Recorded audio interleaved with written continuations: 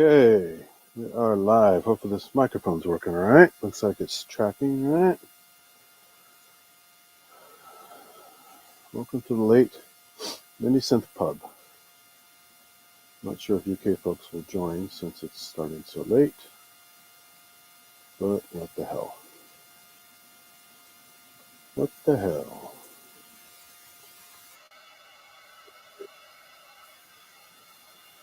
Oh, it's got a little bit of a hum. What is that hum?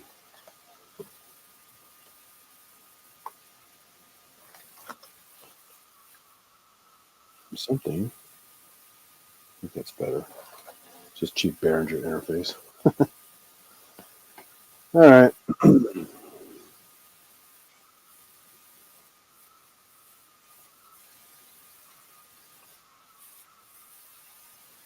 It's not perfect audio quality, but it will have to do. Hey, Wagyu, come on in. Even if you want to do audio, jump on in. Oh, I got to give you a link. Hold on a second. I'll give a link first.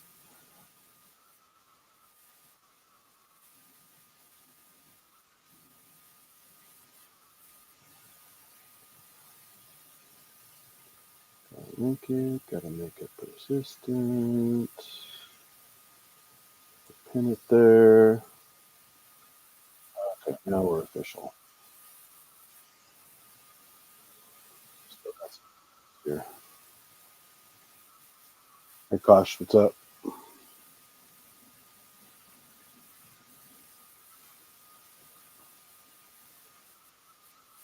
Get rid of this chat window here. Make that bigger. YouTube chat's easier to read than the StreamYard YouTube version chat. So I pinned the link. Anyone come on in and join. Audio, video, whatever you want. Nobody wants to see me just yak here.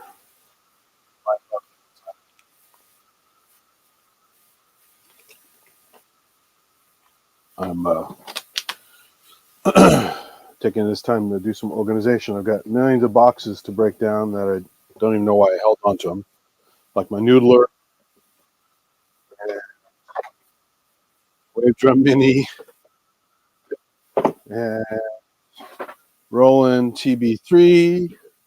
So I'll break it down for recycling because it's no point holding on. I'm not going to sell them. I'm not going to repack them for moving. So if I did, I'd have a different option anyway. So, oh, cool. Somebody's there.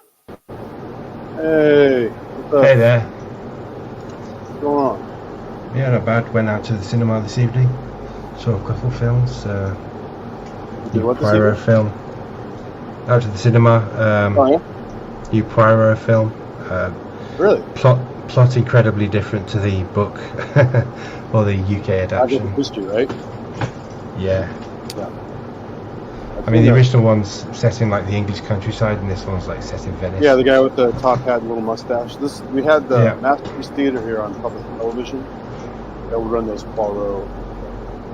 Yeah. I forgot the name of the actor. David Suchet was the one from the UK adaptation. They've basically done all the stories. Oh, okay, cool. But yeah, then I went to see The Creator, new like humans versus AI based film. Yeah. It's the director of Rogue One, did it? And yeah, it's Okay. really pretty bombastic and quite good, I thought. Well, I mean, as much as Rogue One had problems, it was the better of the recent Star Wars one. Yeah, I thought they had like an $80 million budget, but they managed to make it look a lot more expensive. So Yeah, I mean, they shoehorned the story in, of course, that we need the plans. How do we get the plans? Everyone's got to die. Mhm. That was kind of fun. So, yeah, I'm just multitasking here. Chatty's on or whatever. You see my Peter Gabriel share from last night No, I didn't see that yet. on Facebook? Yeah, it was a great show. He's getting old, so I'm sure he's not going to do any more or nothing serious much longer. So I really wanted to catch his last show. and he did a great job. It's I don't want to spoil too much if we're going to watch it still, but the opening was very clever with the fireside chat approach. A small group of people playing clustered together and then expanding out to the bigger stage. So is this like a final tour he's on, or? I'm just guessing by his age, and I mean, look at poor Phil Collins, right? He's about the same age. Yeah, he's a bit knackered now. So Peter's in really good shape. I mean, he's still hopping around the stage and doing all the crazy hand gestures, and he's on rhythm pretty much. So he's not too geriatric. He's about the same age as my dad. Cool, yeah. So so I can't imagine he's playing a whole lot longer. He doesn't really need to. I mean, the guy's got to be loaded, and he's already done more than a hell of a lot of their people have. It's the same with most of these artists. They don't need to tour, but touring is their life, so it's what they want to be able to do. Yeah.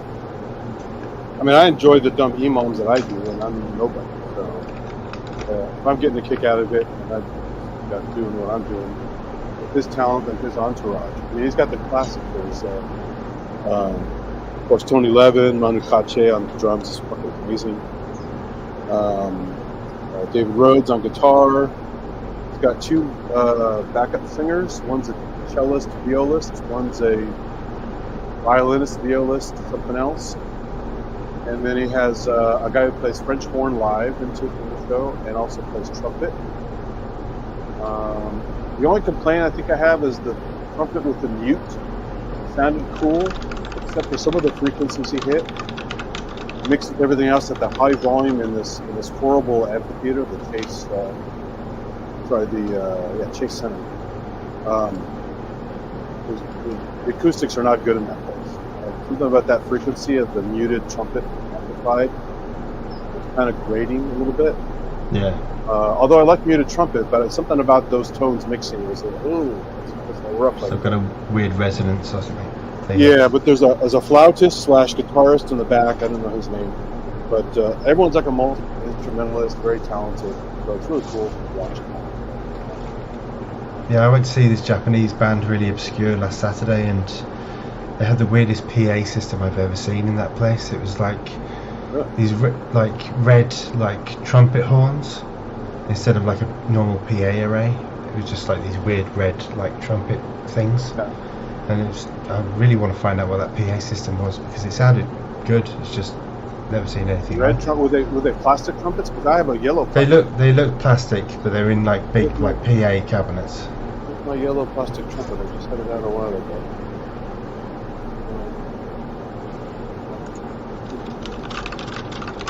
Doing much organizing cleanup, of course, by doing it away. Where are you? You look like you're in like a caravan or something. I'm in my back room at my place. So this is my bedroom. Yeah, never seen you there before. You can see my workout. I have a Marcy cage behind me there. I half wondered if you'd bought an RV to go camping up in the mountains. No, I mean technically it's a mobile home just because nobody can afford real houses out there. So. Right. And the only reason I have this is because my grandmother died over 5 years ago. I was taking care of her for a good 5 years.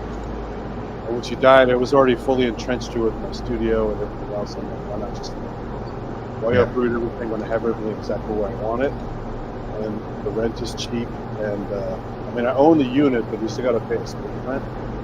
Right. Okay. And so that's allowed me to, of course, buy because it's the usual illness, gas illness. But, never ending.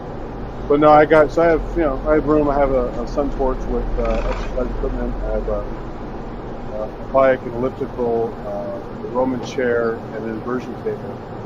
And then in here I have this big Marcy cage system, which actually was a workout just putting this fucking thing together. I mean, it's heavy. There's a lot of parts to it. It's like a universal gym, but made by Marcy. Okay. So it has variable squat and bench press pegs for your barbell. Mm-hmm. And then it has a pulley system, so you can do rowing, fly, pull downs, all these lat pulls and all kinds of other stuff.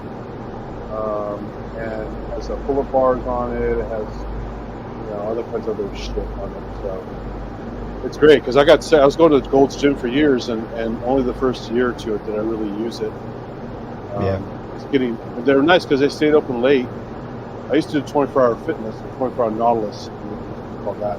And they really were 24 hours, but sometimes they'd close from like 2 to 4 for movements, 2 to 4 in the morning. And I would often go at midnight to work out. So they're very flexible, let me do whatever I want. But even that, I got sick of going to it. It's so much nicer to have stuff at home to work out with. But as soon as I have like a cross-trainer thing. I hurt myself, and I had to take a break for that. Yeah. I tore more muscle fibers than usual. Yeah, I have like a cross-trainer thing at home I can jump on when I'm watching a movie or something.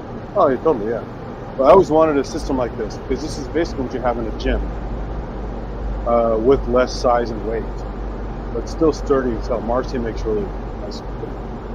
And there was a blowout sale many years ago for like $600 a steal, because that's like, a lot of clubs right here. That's maybe 3 to 4 months club, monthly fees. Yeah. And I have it forever. So I just, it was just a better deal. Yeah, these places have ugly wood color. It's very setting.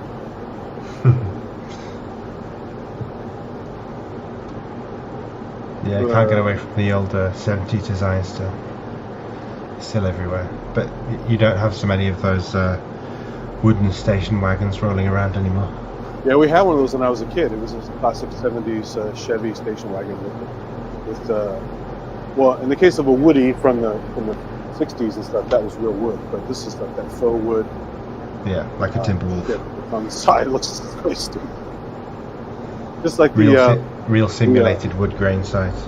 Looks like the vacation mobile Chevy Chase was driving around. Oh yeah. With the fake woods. Yeah, it's like that. Real cheesy crap. Yeah, I'm just breaking down boxes for you. It's just piling up, and I don't really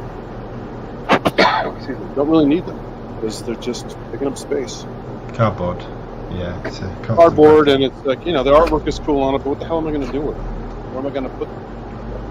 So they're only good if you resell.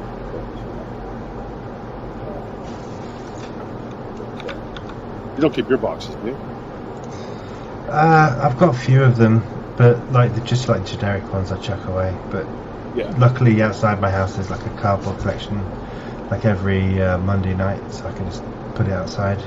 Right. I've got a few weird boxes, like I've got an S1000 box, AN1X box still, and a few old other synth boxes and things. Just because it's easier. If they need to be transported, they can go in there and they've got the styrofoam. Yeah, I mean I can see that's the main reason people do that. But most of the stuff is not being transported. I'm not taking nice gear like that to an E-model. So.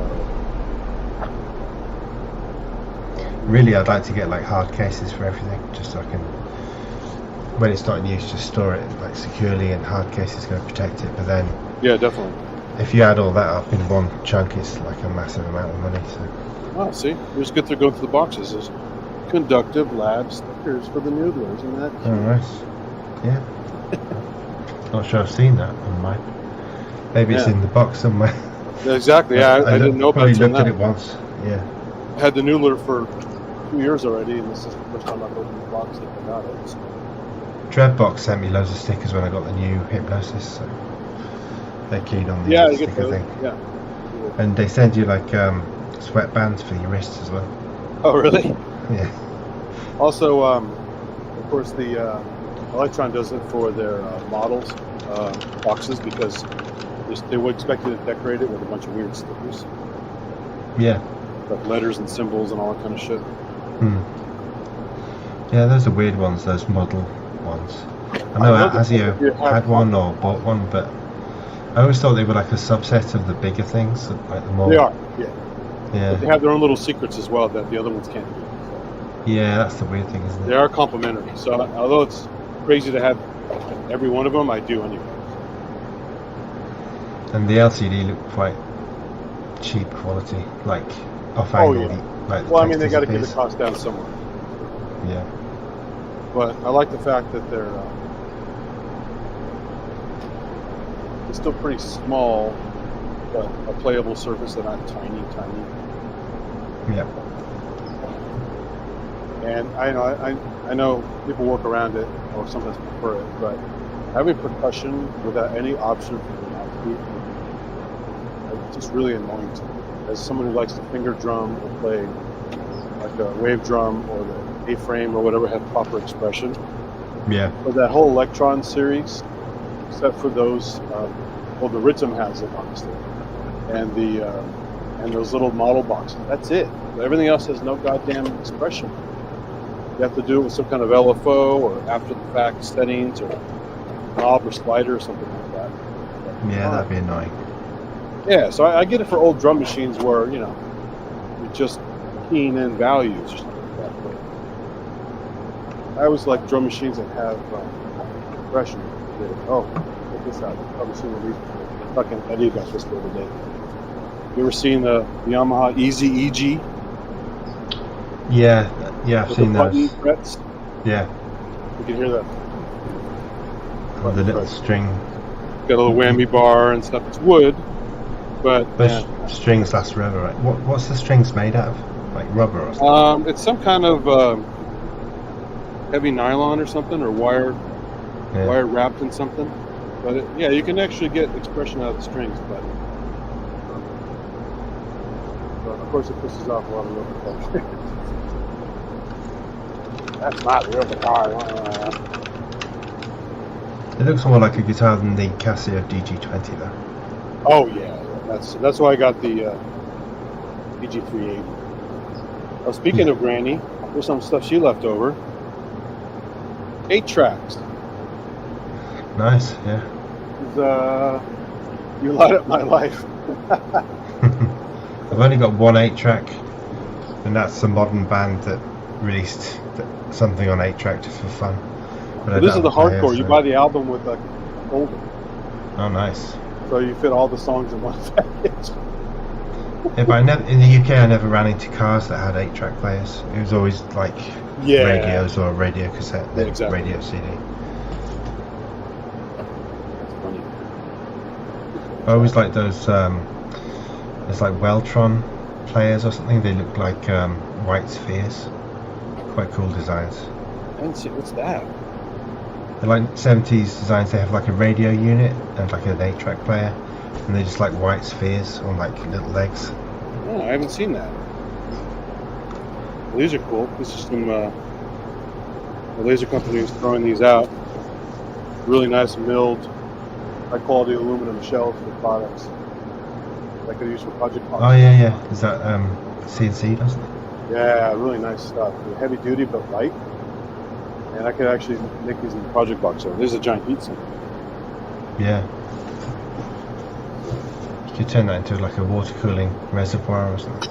Yeah, all kinds of weird stuff I forgot I had in here. I think Cresset's waiting to get in. Oh, sorry. Sorry, man. Oh, 2 people waiting to get in. Sorry, guys. I'm not doing my duty here. Hello. Hey, Eddie, long Eddie time no came see. to sell the guitar. Yeah. Hey, Cressy. Feeling rubbish, but I've just sort of say hello. Have you been hit by the plague? Oh, probably, yeah. Oh, no, you got COVID? No, I don't know. No idea, I just feel crap. Inky said the sound like Barry White the other day. Which can you keep that voice?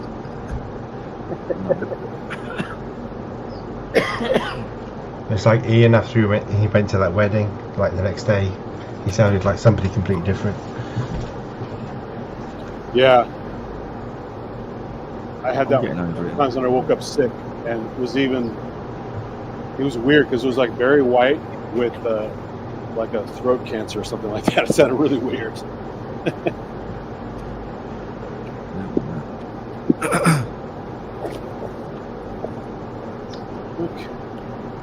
Looks like he's muted for a bit, Eddie. I think he's sorted his mic out. He'll be back in a minute. Oh, yeah. By the way, I found this on his plectrum. block of styrofoam here. You guys know about the styrofoam amplification trick? No? Take a solid wire, solid conductor wire, stripped. Even a coat hanger will work, but it's kind of stiff. But conductor wire plugged into a piece of this, and you bang it into stuff, and you get those kind of amplified Star Wars type effects, like a blaster, Oh, really? Oh, but not as cool as the guy wire. yeah. So it's actually an Cheaper. amplifier. It's pretty cool. There's a use for garbage starter. Hey, Wagyu, you're gonna have to start liking Zenko. There's more people surrounding you. Yeah, well, I don't dislike it, I just dislike it when it's being palmed off as doing impressions of other synths, because it's not really designed for that. To me, like I said to David, it's like an updated version of the Supernatural synth engine. Yeah, it's kind of an evolution of that, really, isn't it? Yeah.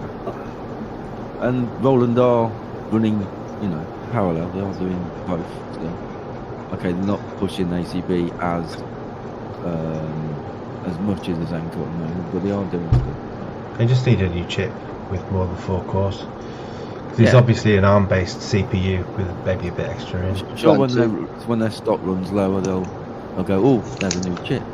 Off we go. And, it'll be like 16 notes probably or 24 or something. Yeah, exactly. They just need to run out like an 8 core or 16 core ARM chip, and then. Because they're, they're very, how do you call it? We've had there's loads of these discussions going on. They're a profitable company. They've obviously bought a load of these chips.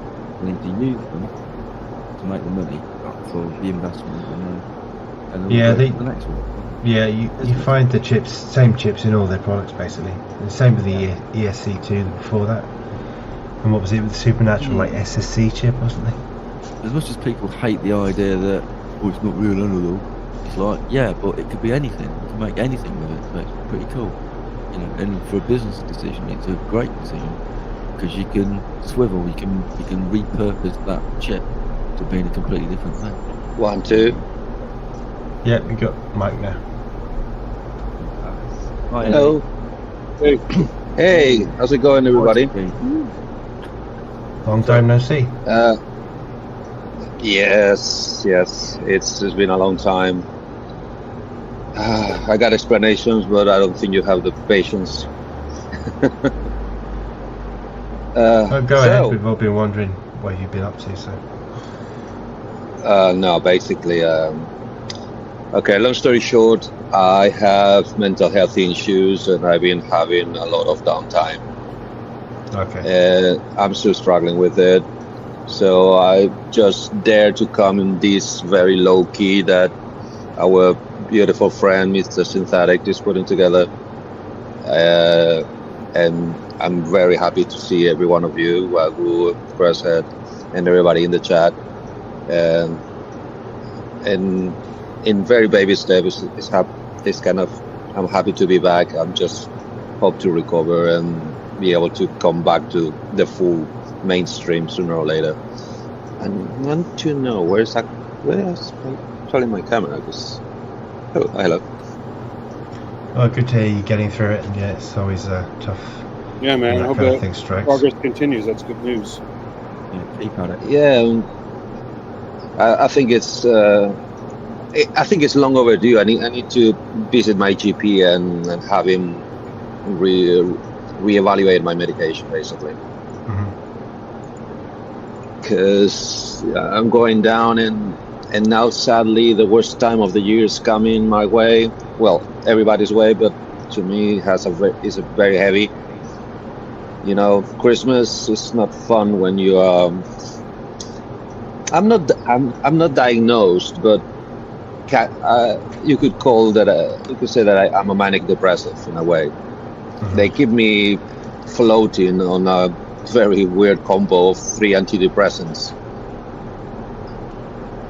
But yeah, it's starting to feel like a little not too much, not enough. Christmas is a tough time of year, even if you don't have problems, just because so many of the things in life come in at you once, and family and all that shit. So.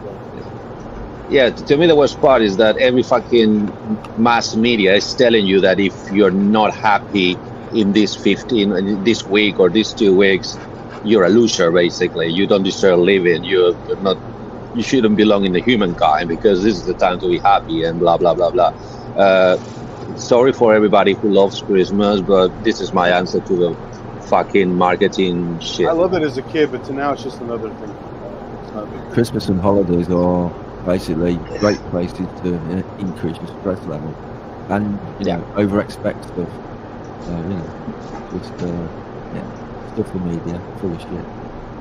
I mean, don't get me wrong. I do empathize with the kind of, probably because I was raised on a Catholic country, with helping your equal, helping your brother, helping your the human race or your human similars, your equals. But when you put it through all the marketing, is when it basically loses its whole. Now, that's not it. It's not about the presents. It's not about the gifts. It's not about 7 feet tall pine tree inside of your living room. No, that's not Christmas for me. You help people by being there when they need you. That's how you help. You don't have to buy something. You need to be there. You need to listen. I help crows. They never talk to me, but that's fine. They see me. I feed them every day. That helps me. Sorry, a little louder. I'm getting a lot of. You don't need to buy things to demonstrate you're any good. You need to do things. We'll just be there for you. Sorry, Chris, I'm having a hard time I'm having a lot of hiss, like a lot of wind in my headphones. That's someone. That's had extreme thing. Oh no, that's what I get, isn't it? That's weird. Studio thing. Yeah. Could it be Have I got a lot me? of noise going on? Like noise, Okay. Like an aircon very close to the microphone. That's what I'm hearing. Well, Very there's nice. lots of servers around the place. Okay. Oh, there we go. Oh, that's the one. Wow. Cancellation. Silence. Oh, is that okay? That's easy, isn't it? Is that AC Well, or what is that? It's just servers AC running. and DC. Sorry. My 19-inch rack is behind my monitor, so the microphone can probably hear that stuff. The joy of racks and their Yep. associated fans. Well, the computer rack, not the synth rack. It doesn't help me having a deeper voice. It doesn't carry very well, I don't think. Although I would say that I usually sound like a 12-year-old. So I don't know. What? You're not 12? Apparently not. No. Well, my IQ is about 12. Yeah. Other than that. No, that's my libido. My libido is 12. My body is 100, and my mind is gone. It's already is buried. My brain is. My grandmother had this crazy sense of humor. She always went to these joke shops and stuff. I think she's had this as far back as the 70s. This is quite old, maybe the 80s. It's this thing you would stick on your car called Moonies. Oh yes. Buddy, watch this. I've seen those. Yeah. Oh yeah. Yeah. It's a little bowl. Yeah. Sticking Moonies on the car. Probably get arrested if you had that in England now. Yeah. Do you? No, I knew that. They should have one called Fannies, where it's on the other side, right? Yeah. Oh yeah. Yeah. The American language is a little bit different from the English language, but yeah. Oh yeah, definitely. Oh, I'm getting that Yamaha drum thing, by the way. I've ordered that. Fingerdiddler 50 or Fingerdiddler 30? Yeah, the 50 one. Yeah, I'm getting that one. So, What do you mean I don't know. I just fancied getting it. Which one? The FGDB 50, which is like the finger. Better one. The new one. The Cool. black, yeah. So it'll be cool. It will.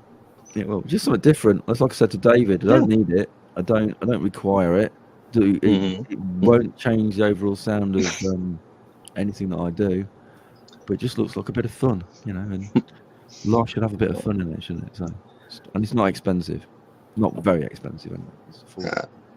This room is not even the studio, and I'm already surrounded by a lot of things I don't need.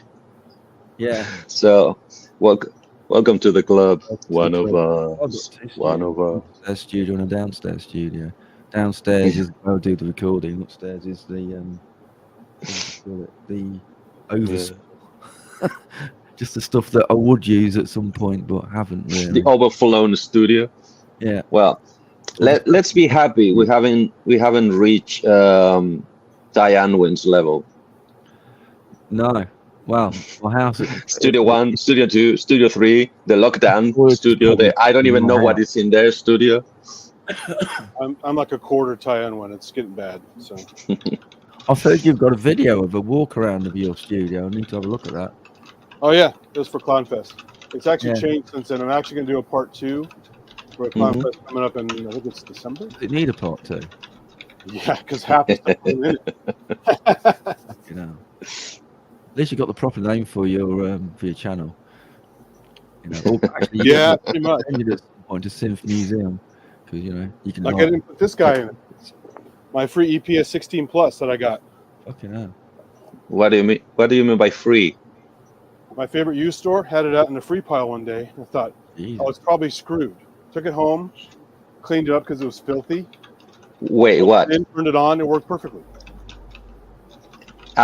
A music store in the, I'm gonna assume LA area, has a free pile. In San Francisco Bay Area, Silicon Valley. Well, okay. Is that better or worse? Well, Sorry, it means nothing to me. Well, there's probably almost as much money in both places, but one's more of a Hollywood, you know, Mm-hmm. Silicon Valley town. This is Silicon Valley. Okay. that makes sense to you. Well, More I know bimbos this. down there than up here. More nerds up here. Well, talking about nerds, I could use some help from you both, Wagyu and Synthetic. Okay. It's computer related, but vintage computing. I'm, many bits? excuse me? How many bits are we talking? I don't know. We're talking SCSI. Oh, it's Scuzzy Voodoo. Love it.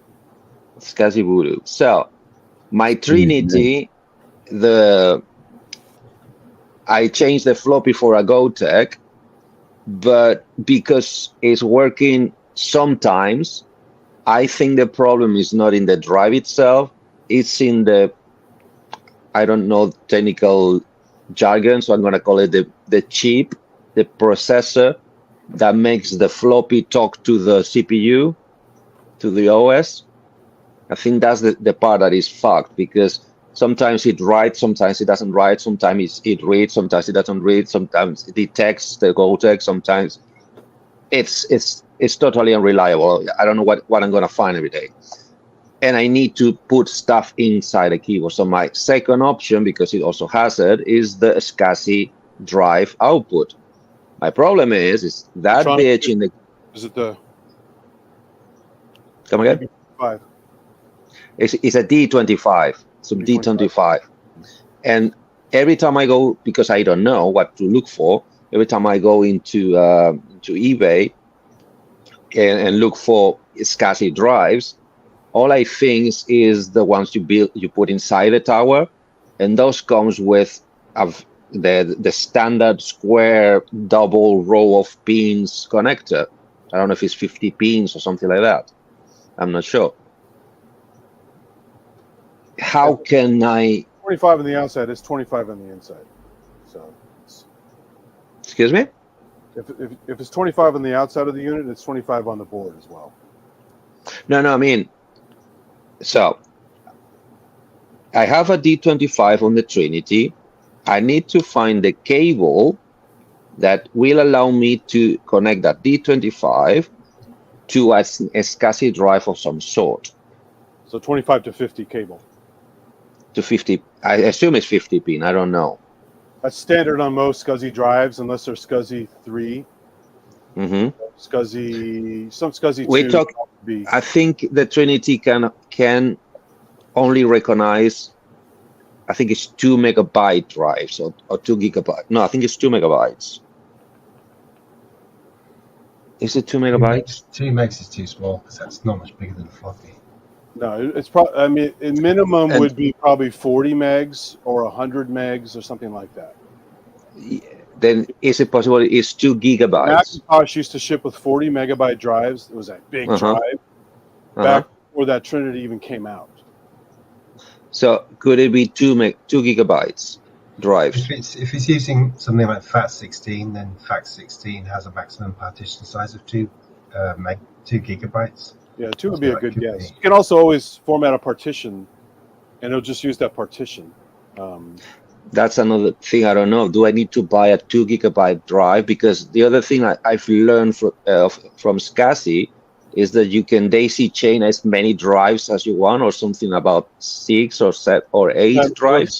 0 to 7, basically.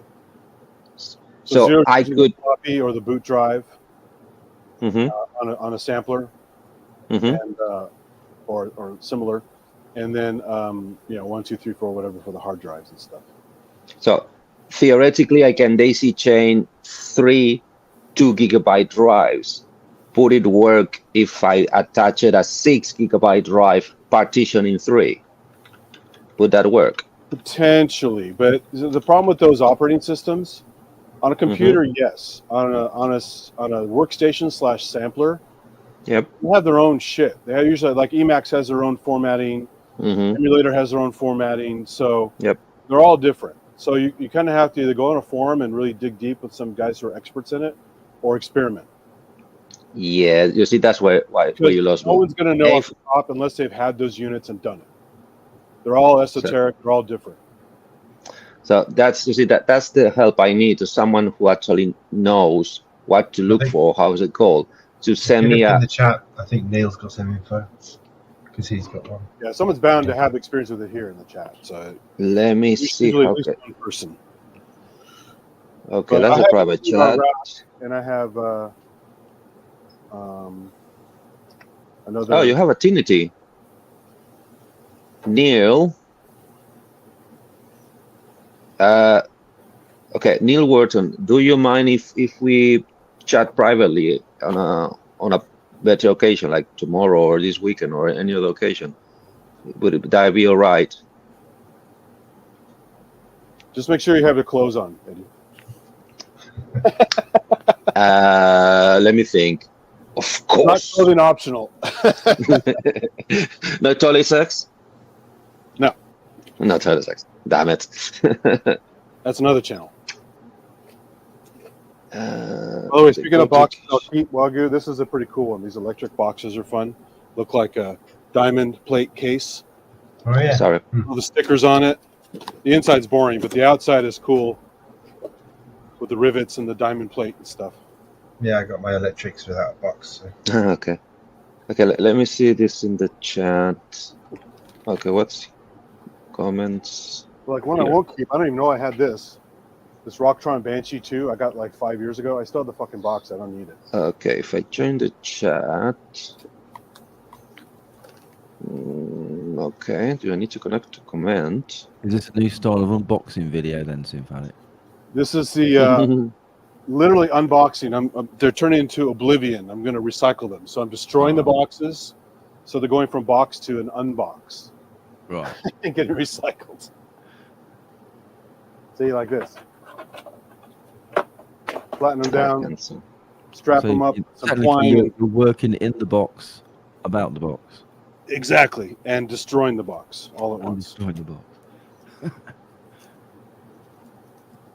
Oh, Eddie's disappeared. Uh-oh.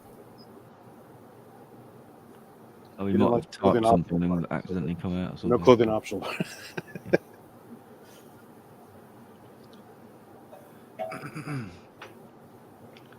So, Wagyu, yeah, there's a MC707 arrived at someone's house today, I think. And a Gaia 2 arriving at somebody else's house very soon. Ooh. Not Who's mine. somebody else.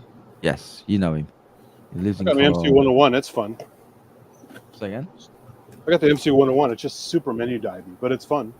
It has Yeah. some good stuff on it. Super portable.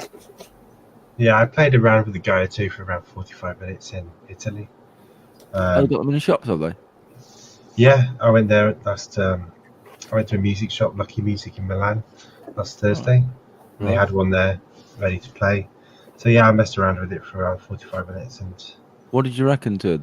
The build and the keys and whatever? What do you think? the build seemed alright. They had it next to a Juno X, which is supposed to have the same key bed.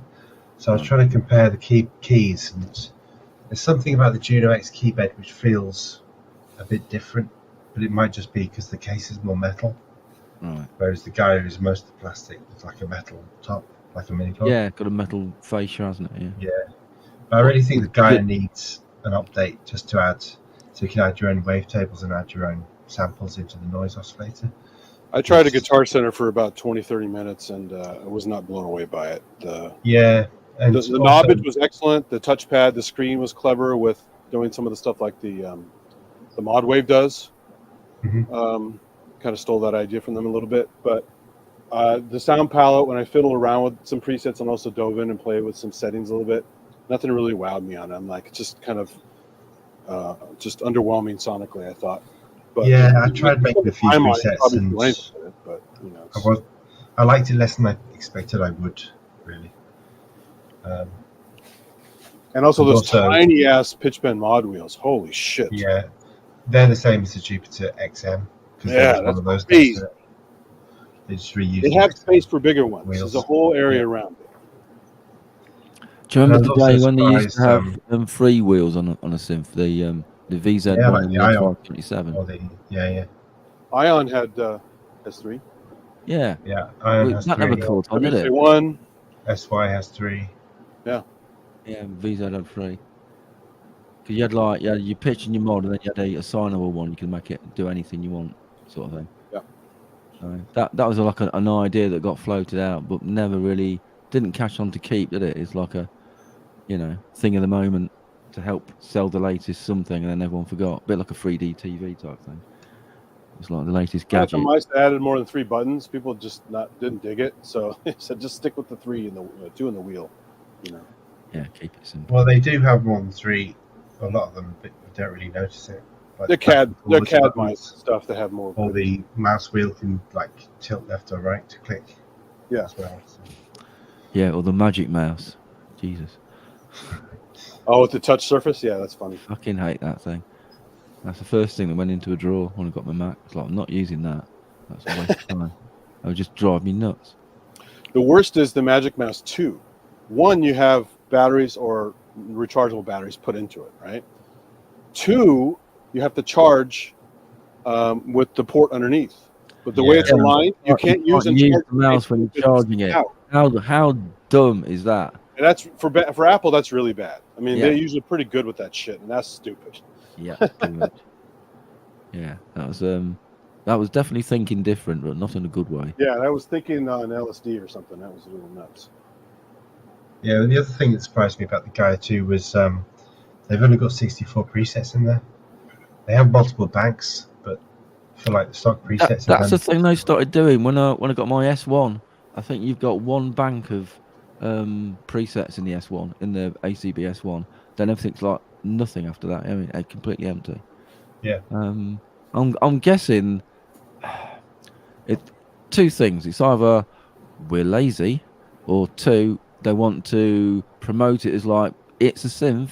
Make the sounds. That's why we give you all the fucking knobs and things. As in, go and make a sound. So I don't know. Well, it's a bit of a mix. I don't mind that, but it's just so many people. Well, there's so many people that just preset. Yeah, you're not going to sell to the average person like that. No.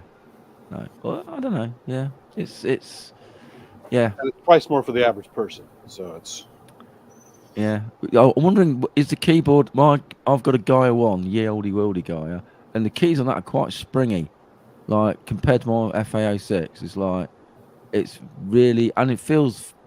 I've got an FA06 and I've got a Gaia, and I've got can't really say the JDX. So it's got little keys on it, but the FA06 feels like a more or less normal synth action. The Gaia felt really springy and felt thinner, but it wasn't thinner. I think they had more bevel on the actual keys, so the keys sort of felt thin under your fingers because the bevel was closer.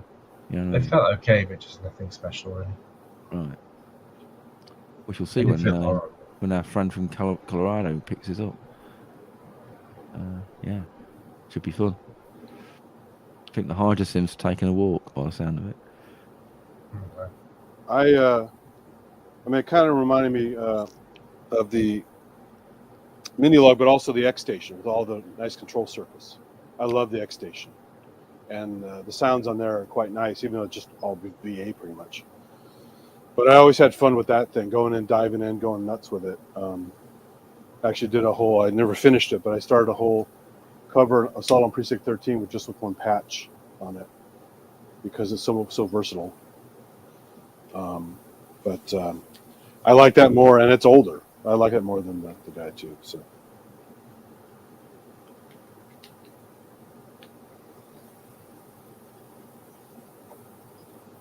I've got a question, Synth Addict. Well, I don't think you've got an answer for it, but I'll ask it anyway. Oh, shoot. So out of all your things you've got, what's the thing that you've bought? Well, it might be multiple things. What's the things that you've bought that you've actually not used? Well, here's a box I'm destroying right now. I've used this about 3 times. Oh, It's slow. It's great when it works, but when you have to reload banks, it's annoying as hell. Isn't that what Boo's got? Exactly. Yeah. So I used to carry around with my OP1, and so I have proper drum triggers and longer loop samples. Yeah. I put them together, and so I did this Japanese track with koto sounds on the OP1, proper taiko like screams and drums and riffs and stuff on this thing. Yeah. Some were loops and some were ones I would play live, and it worked all really well as a nice little system. But as soon as you change the patch, holy shit! Well, you have to wait for it to load. Yes, it's so slow. And I heard is that true, Wagner? The bigger one's also slow? Sorry, what's this with this? Which one? That was which one was that? JD. 16 is No, also Jacko. slow, right? Oh, Or the MPX 16. yeah. I don't know. I heard it was slow. I know the 8 and 16. I mean, I researched them, but I didn't actually try one because. Yeah, I looked at buying one, but didn't. Yeah, first time I saw them was Boo in like the Sonic State thing like 5 years ago. The MIDI side is a bit crap, to be honest. But when I was looking, But hook a little. I velcroed a little power bank to it. Totally portable. Pads are nice on it. Screen is decent. It's just so slow to load anything. And if you mistakenly hit the thing to load or change thing, you're just stuck waiting. You're like, oh, I hate that. Yeah. Well, they had that when someone said, "Can you play an encore at Boo?" Didn't they? They went, "Oh, yeah." They're like, "Oh, how long?" Bugger. Need to load that." Whereas if you look at my Roland FA06, it's got a bank of 16 pads, and that loads sounds directly from the not loads. It plays sounds directly from the SD card. There's no load; it just plays it. So that's a cool thing. And weirdly, the new SP doesn't do that because everything it plays is from the internal memory. It doesn't play anything from an SD card. That's like a backup place. So they've changed how an SP works. You know. I think one of the things I used to leave that I got was the Raven, the Quasi-MIDI Raven. Yeah. It's kind of funky. The interface is I don't know why, because it's the same company, roughly the same time period. The Sirius is way easier to use. It's just basically a Revolution 309 in a keyboard. It's just much easier to use than the Raven is, and so is the Polymorph. So I wanted to like the Raven, but I don't really like it that much. So there's also the Cyber 6, which is a Raven. Yeah, just a MIDI controller. Rack. Oh, the controller, right? There's also a weird rack one too. Like a 1U rack. Quasi-MIDI Technox. Yeah, that's it. Yeah. Don't know much about that one. But I finally got a Polymorph after watching videos of it, and just, it's instant tangerine game Klaus Schultz, which is why Klaus Schultz had a rack of 8 of them for performance. Yeah. But its interface is a little weird too. It's not as bad as the Raven, but I wanted to like it more than I did as well. And by the time I finally got one, it was like, like $1,200 or something like that. I'm like, oh man, I wish this were better because I paid quite a bit of money for it. Eddie's wanting to get back in. Oh, sorry. There we go. Sorry, I kicked myself out. I pressed the wrong back button. So, before I forget again, Andy, Neil Wharton asked me to ask you for his connection. So, in the the other text channel we're having, if you can send his details there. Not now, whenever you have a minute.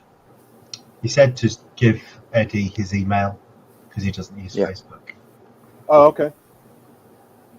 Sure. Is it in here in the chat? Oh, Neil is in the chat, but Just put it in as the I said, no, right. Yeah, but Unless you I'm give it up. trying. It's fine. I'm trying to take the Trinity subject on a private level, so I don't bother and bore everybody else. Because Starting to. So he's on But a you could Facebook. just say your email address, Eddie, and then he could email you. Yeah, that'd be easier.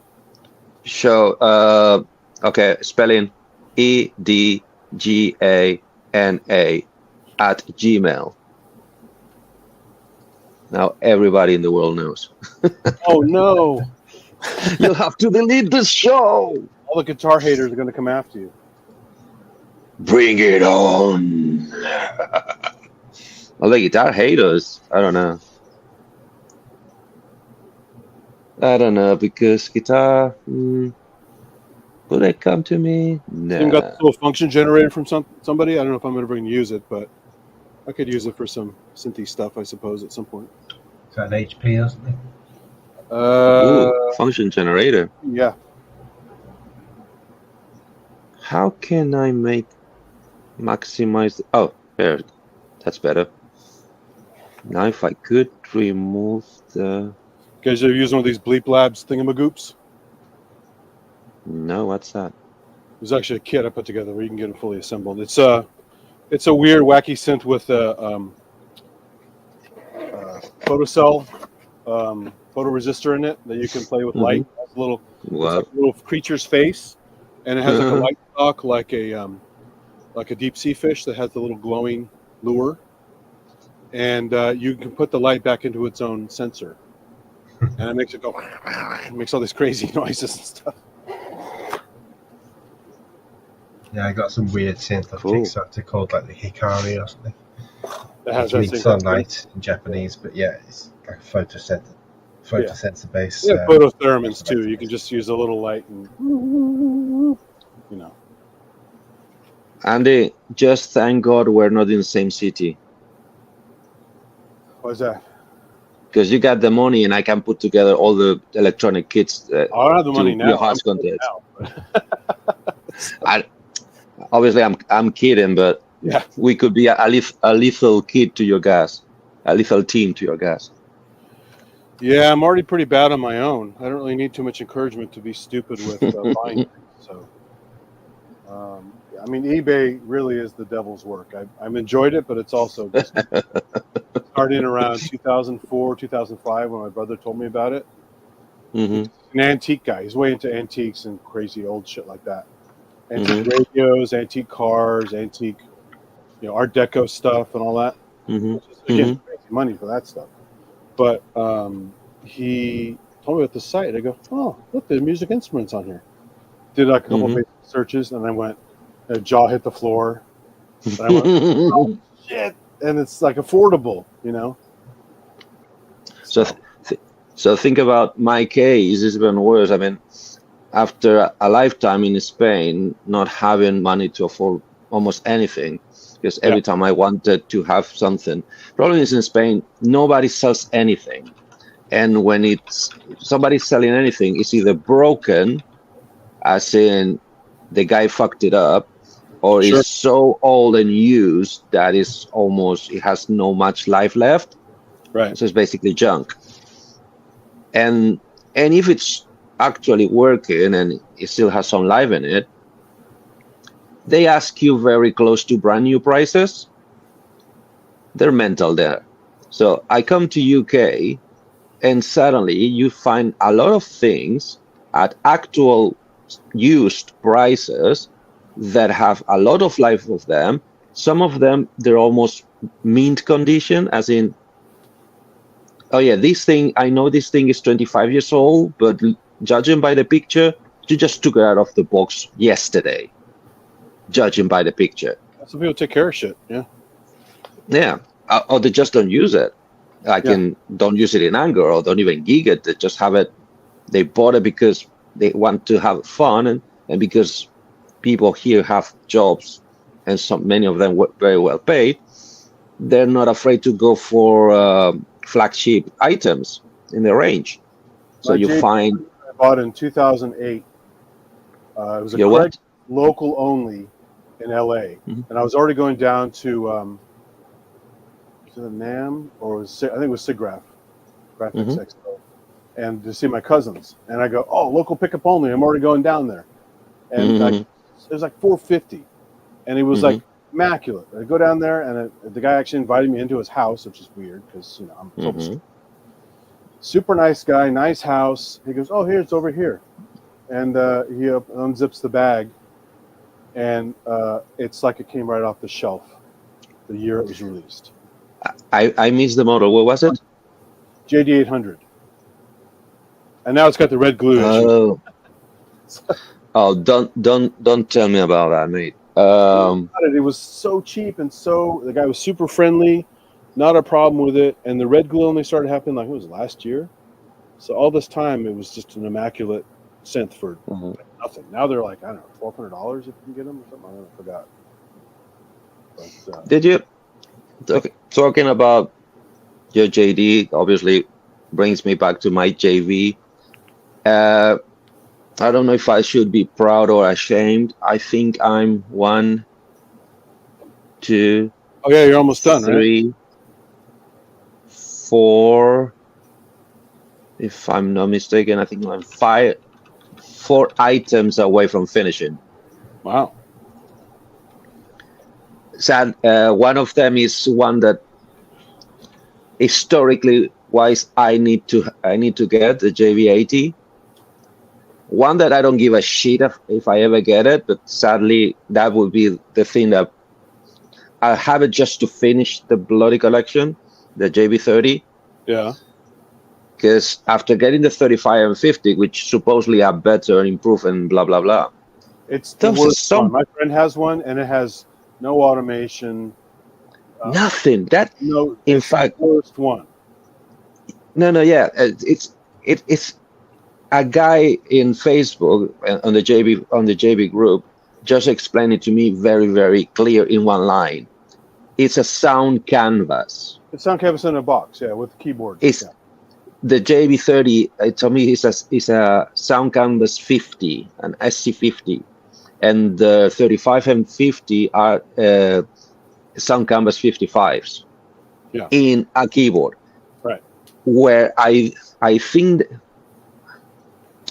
once again, I still don't have all the keyboards here and I can put them to spaces, but I'm still believing that they put the JV moniker because although the whole architecture of everything is sound canvas, they didn't use the samples for the sound canvas series, but they used the samples from the JV series. So it's basically an high quality sampled sound canvas. The keybeds, how to put it, which is right in front of me, my Casio CT660, I don't know if you remember, I did the name and synth for this one, has 3 times a better key action than those JVs. Yeah. And it's a tenth of the price. Really, those keys, I don't understand how Roland had the goal to put the JV moniker and be the Roland brand on that keybed. Well, one of my friends got it when it was new, the JV30. He was the target for it because it was cheap, it sounded good, it looked very nice. light. Yeah, it was, and you hook it to something like Easy Vision or Vision back then by opcode. It was like What's super that? easy. It's just a sequencing program, Okay. Before they had DAWs, you had just sequencing, right? No Yeah. audio going at all. It's all MIDI. Exactly. And you could edit your librarian with it as well, store your patches and stuff. But that's it. No audio, whatever. But Studio Vision came out later. That actually had the audio and other things. But the JV30 sounded great. We hooked it up to his Mac and used to play the Sierra games and run it as an MT32 mode, and then you have really good music for your stuff. The problem Exactly. MT32 mode assumed all the sound coming from there. So even effects like a wizard Okay. flourish or whatever tries to pull a sound from the sound canvas thing. Didn't have anything. They couldn't do hybrid sounds, right? Yeah. But when the music was there, it was beautiful. But he would just stick with that program because it had no sequencing. Like he was like wanted to do like some erasure or early Depeche Mode kind of filter sweepy stuff. You could do that with a slider, but there's no automation on it at all. You have to be the automation. Yeah. It's annoying. I mean, don't get me wrong. They're so weird. Those JVs are so weird because it's not a product for the JV market by any stretch of imagination. It was a product straight for that application you just mentioned. Plug it to a computer or any type of sequencer that you already had, and you suddenly had I think it's 1993 or 94, high quality sample music general MIDI sources with reverb/delay, and I think it's modulation is only chorus. I need to double check that. But so Monkey Island and the Sierra adventure games sound good on PC since they use general MIDI soundtracks. Yeah, LucasArts stuff too. Yeah, we use it for that. Yeah. But as I said, and if you wanted to do the what I call one in Spain called the duos, which is basically a guy with a keyboard, which was basically playing back MIDI files, and in the odd occasion playing some melodies on top of the MIDI file, and a singer, and the type of venues you go with that is basically restaurants or pubs, or well, not really pubs as night pubs, more like coffee shops and the sort, and weddings, very cheap, low budget weddings, basically. Because in Spain they spend a lot in the dress and the banquet, and they try to scheme on the entertainment. Can't beat an evening of cheesy cover songs. My favorite is that band you're in. Those two terrible, the singer and the guy they were awful. Which one? the people you used to play with, you complained about. Whoa. That shit was so funny. That was. Well, if you go back, the last video they posted, because since I left, I think they had 1 or 2 gigs with a replacement bass player. Yeah. They called me back to play New Year's Eve the same year I left, and said, "Sure, no problem, I can do that one, but that's the last thing. I don't do anything else with you." Sure, no problem. After that, they did those 2 gigs I'm talking about with a replacement guy. But that was something like around March-ish. No other gig with that band, with the covers band, like in the 4-piece. And the last thing they posted with the second alternative band they do, which is basically 3-piece, cajon, singer, and the same guitar player. She attempted to play like she used to do, "I Will Survive," Gloria Gaynor's. Most people can't do that song. Gloria Gaynor can barely do that song. Exactly. So think about that. Yeah, well, without any reverb and without any music for the intro, because she can get the pitch of the key of the song. If you play any note on top, she cannot. I thought she did it badly when I was in. In that video, you can hear her going in and out of pitch on every verse. Did she ever? I could notice it. Pedal like a TC Helicon something or other. When I joined the band, she had one. Yeah. She had the TC Live Play, I think it's called. The one that hooks on the mic stand. It's like a no. Those are the Perform. No, the Live is a floor unit. the live is a floor unit. It's blue. It's electric blue. Oh, Has a live. voice Yeah, like yeah. I have a play? live. Yeah. So, Live sorry, two one works. of it. Voice live Well, play? Yes, I think that's the one. It's blue with a very big LCD screen, 2 or 3 stone boxes, no rocker. She had that. She never ever got to put it into a gig. When she started, well, Was she insulted? uh, Did people ask her to use it? I don't know. She never told me. We had a techie section to try to put that unit to her liking. We never managed. Wow. We never managed. Let me rephrase that. The thing is, you have to understand, all this happened almost in a 1.5 year period. While she went through a lot of gear, but not many gigs, not many paid gigs. And one of the few ones we had, and I think she didn't brought that pedal. The punter, the guy who hired the band, told the drummer, her husband, make her shut up and you can go home. Wow.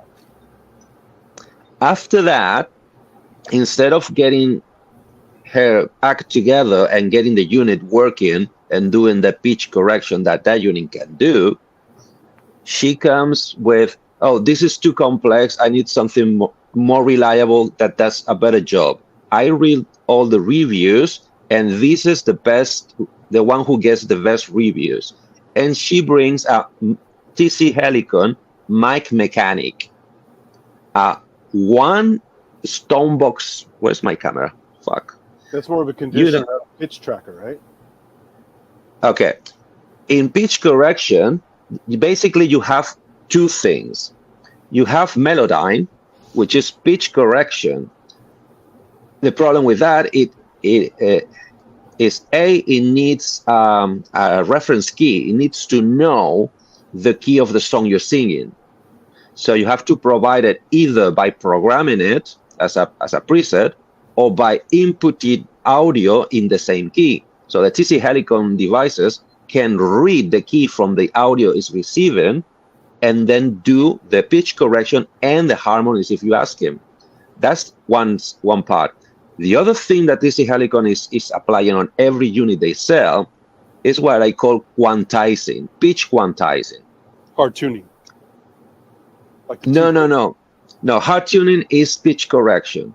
Pitch quantizing is basically that it doesn't need a reference key. It just quantizes your pitch to the nearest semitone. So if you're singing a C, but you're singing a little flat, it'll just correct you and bring you to C.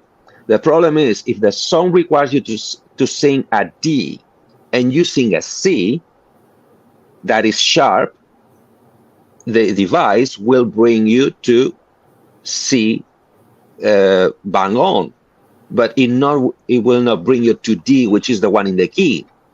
Do you understand that? Am I making any sense? Sure. So the mic mechanic is a stone box. It's like a Boss pedal. So it only can do, because it has no means to get music information from the outside, it only does quantizing. So she comes with that, and she starts complaining that, why is this thing not doing pitch correction? And I went like, yes, because I told you this thing does not have pitch correction. You should be using... It's quantizing what this does. The one who did pitch correction is the blue unit that you never got to use live. Yeah. That's the one that you should have used. No, because this is better, because blah, blah, blah. She used it for only 1 gig, and apparently something happened with the battery. I think it went flat because it's a digital shit, so it ate the battery like in, I don't know, half a set. Sure. Because and obviously when it was runs the battery, it chops completely the mic signal. So she found herself in the middle of a song with no microphone. Because of that, she decided never to use that Stormbox again. And I never saw it in the band again. Sorry, come again? She tried it once and gave up. This is ridiculous. Exactly. So that's another reason why I, at the end, decided, okay, that's enough. This band is going nowhere. The other thing that pushed me over the limit is that I kind of make a deal is not the word. I agree very pleasantly with the guitar player to program his floor unit, his emulation unit, to create a patch per song to make his guitar sound like the guitar in the album, right? So we had a 40 song long set list. So I made 40 patches, one per song, with very specific things, with the stereo effects, rhythm tone, lead tone, all of that. He tried 1 gig and 3 practices.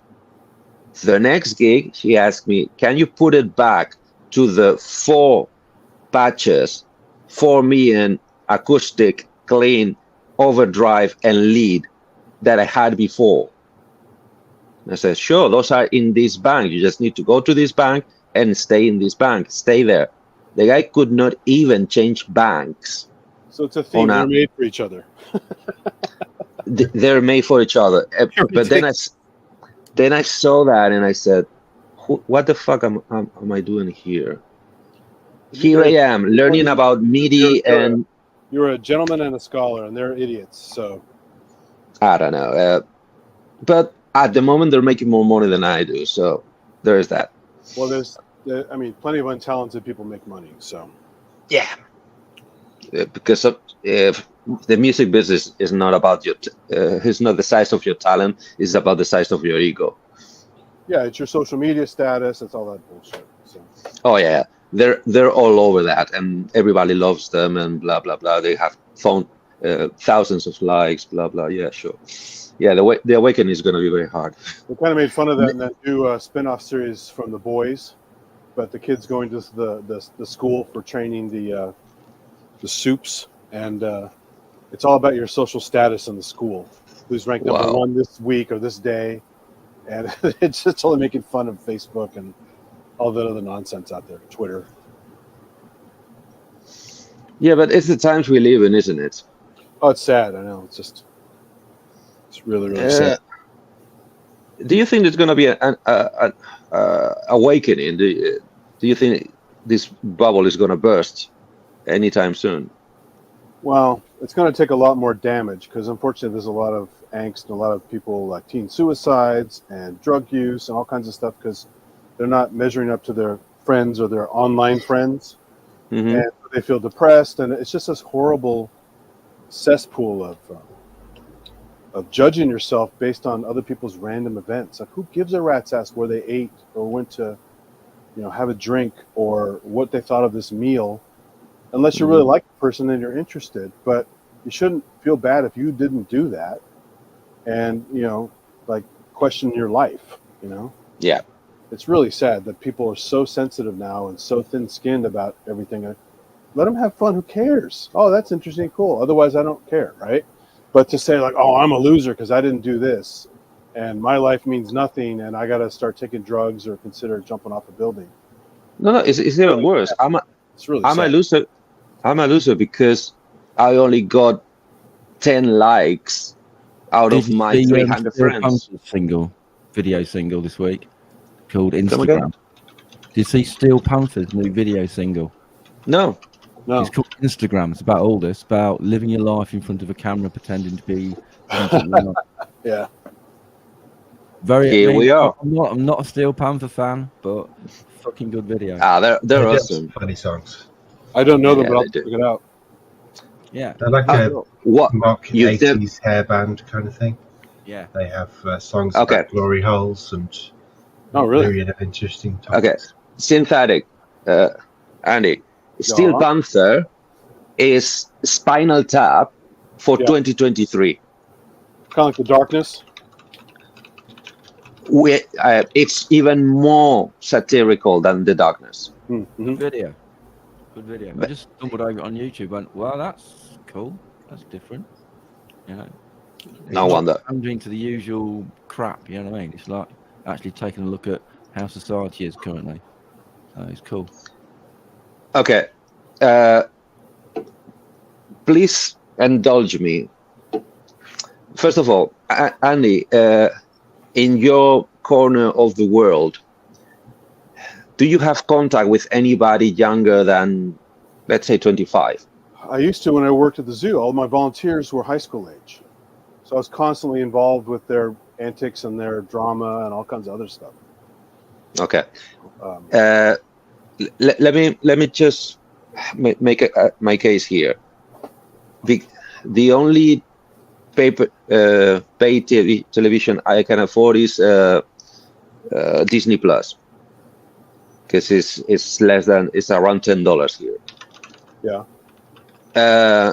And I'm sometimes just out of boredom and to get a pulse of the situation of the world, of culture and society, I watch the teenage shows that Disney produces. They do a lot of that. They're the kings of that. What? That sounds depressing. I don't know if I could watch those. It's depressing because the society that the depiction, it's exactly what we're talking about. It's Right. so exactly what we're talking about that I don't want to believe it's real. So I would like to have a keyhole to watch actually a high school in the States to see what part is real and what part is just exaggeration for show. Because if 50% of those shows are real, I don't understand why masses of American teenagers don't commit suicide. Well, that's what I'm saying. I mean, when I was in high school, no internet. Computers were really primitive. And you don't do computers because that's for kids. You had all this kind of bullshit going on. But now you can get bullied 24/7, or when you're not even there, online in perpetuity, because some asshole wants to give you some shit and everyone laughs at you. So it's the worst ever compared to what it was back when I was a kid. So I'm not even going there about the bullying and the cyber bullying. I'm just going about the deprecating self-esteem that any kid, any person under 20 is going through, because if I don't get social media resonance, I'm nothing. Well, it's a Pavlovian nightmare. Like, I want the likes. Hurry, hit those likes. Yeah, exactly. Right? And it's like, and it's sick, So it's like, you remember that I think, therefore I am. Now is I get likes, therefore I am. And I go like, no, those people don't give a shit about you. Many of those people have a level of empathy that it is mimicking the empathy level of a tomato. And even if you were dying, they would not move a finger, because you're nothing but a picture on a screen. There's no humanity, Paul. If you're really sad, you can go out and buy likes, and you can buy subscriptions. Oh yeah, exactly, yeah. But buy a bot file for a month. Oh look, I'm really popular. Really? And even YouTube added this fucking heart that won't disappear from the chat now. Who cares about hearts? It's actually blocking the chat. I can't read it properly sometimes. It's weird you can't drag it around. It's such a simple. Can you drag it? Oh, I didn't even try. You can't. No, you can't do it. You should be able to. Oh, okay. They're copying. What was it? Telescope Live were the first ones to do it. Right. Which was like a Twitter Live thing.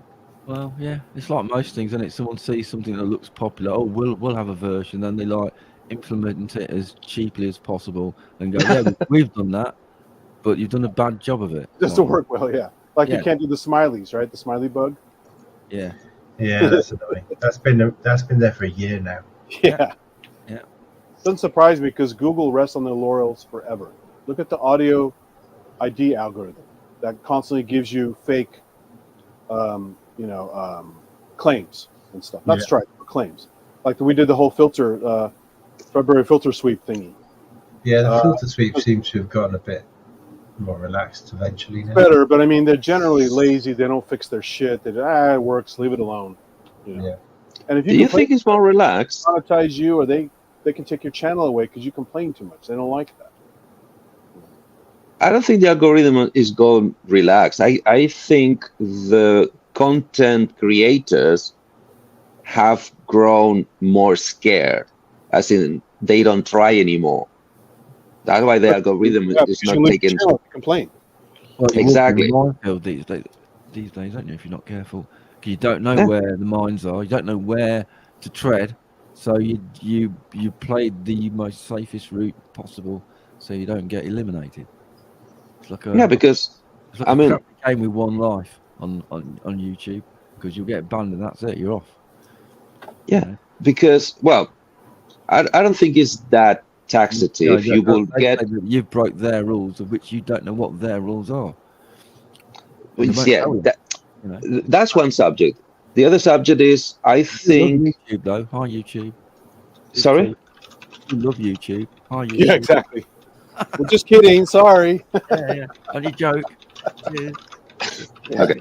Now, I think that the what is kind of worrying is that YouTube has become professionalized. It's a profession now. The percentage of people making a living or an extra income out of YouTube, and don't get me wrong, my knowledge of YouTube is extremely partial, although, and this is shame on me, I listen to around 30 to 40 hours of YouTube a week. Even with that, I don't watch TV anymore. So yeah, but That's just Kent's pub. those marathon 8-hour sessions. Yeah.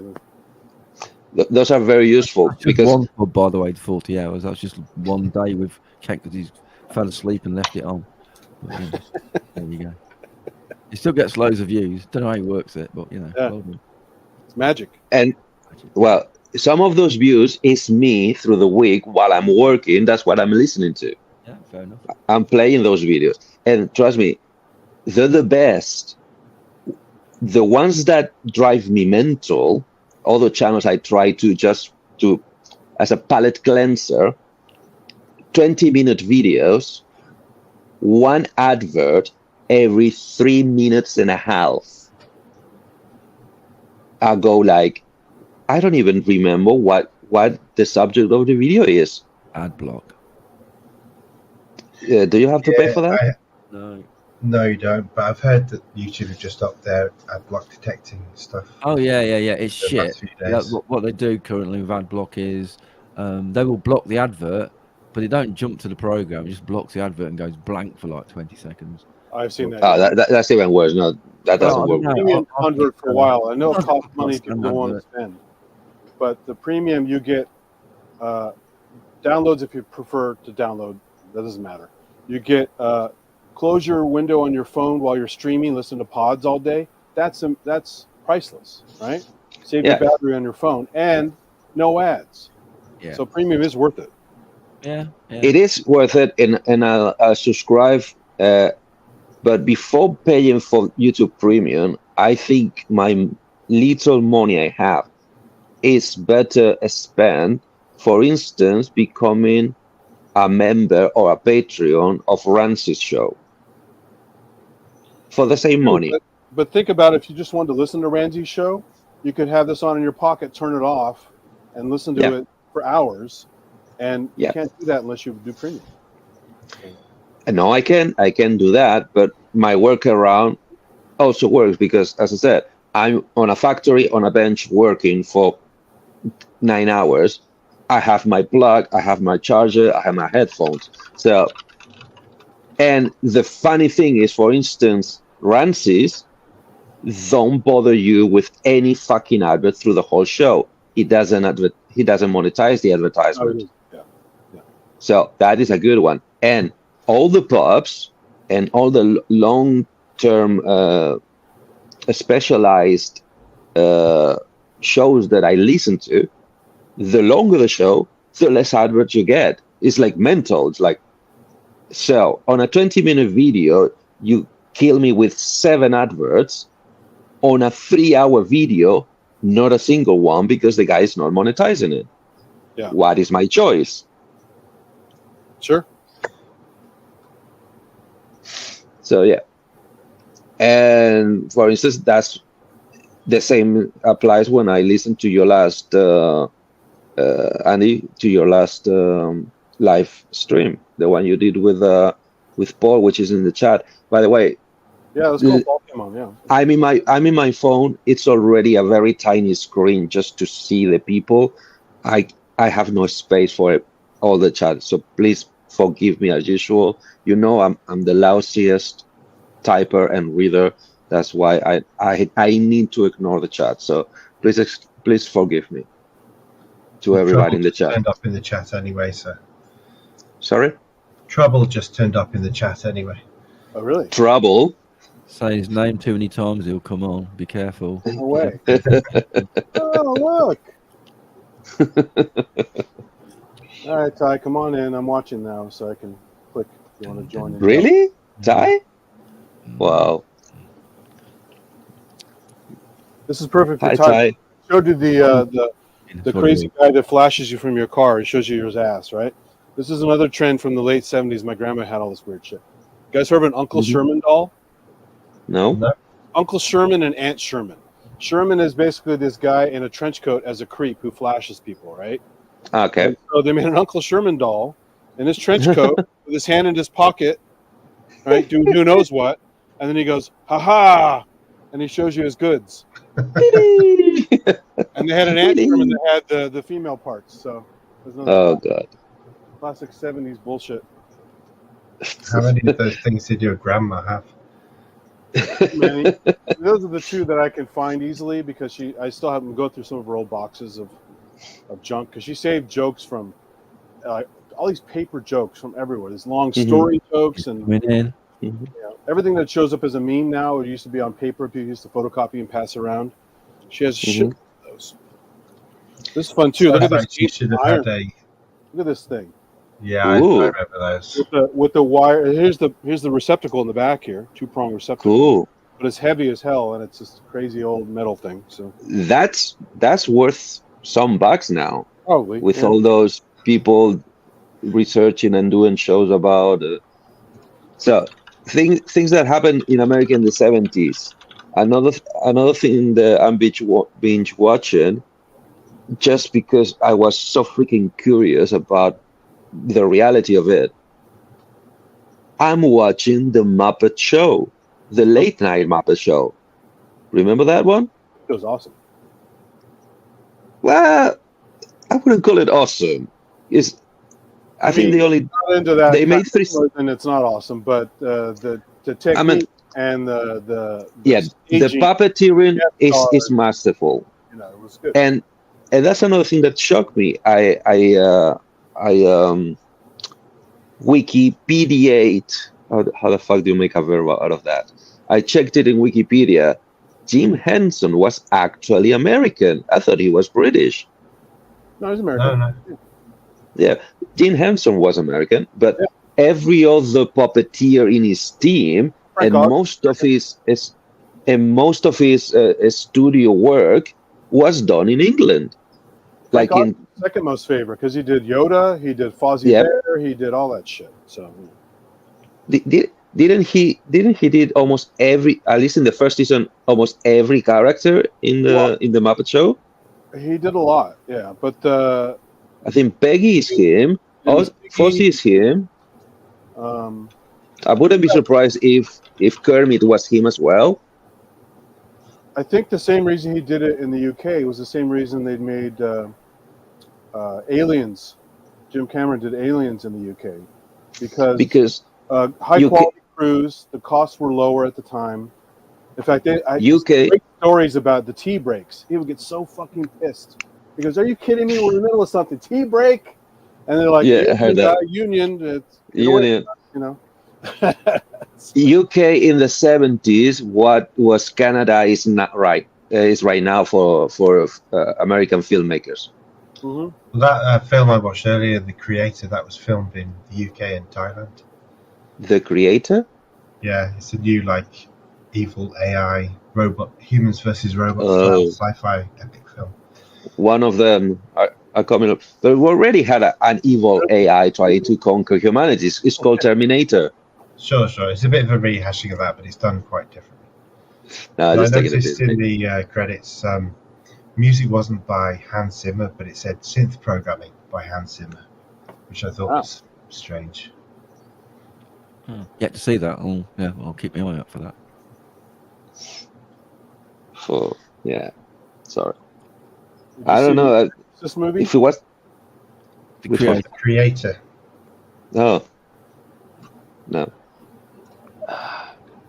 Sadly, I'm surrounded by toys. I would love to show and share, but it's so messy around me. I'm really ashamed of it. You don't have an Uncle Fester doll? Come on. I don't know what do I have to trump that? No, I don't have that type of toys. Jeez, I don't know.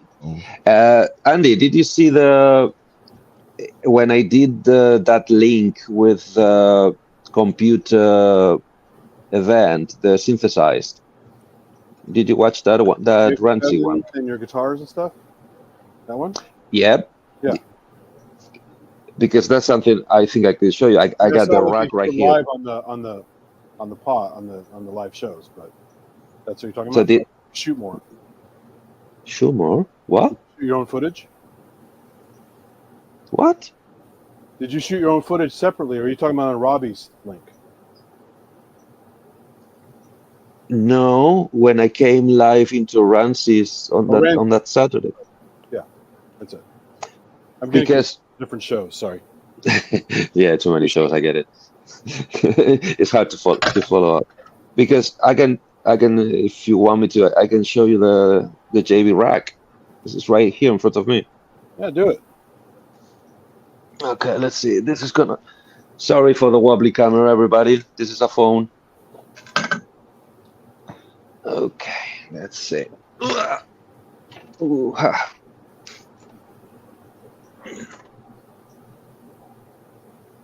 All right, let's see. How can we?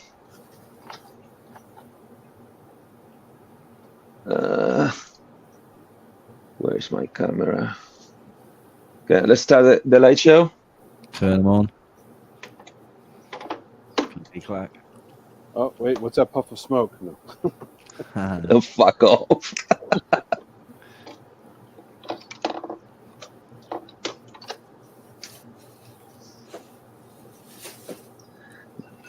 How can I? Andy, can you put me full screen? Because this is too small for everybody. I'll do them mixed here.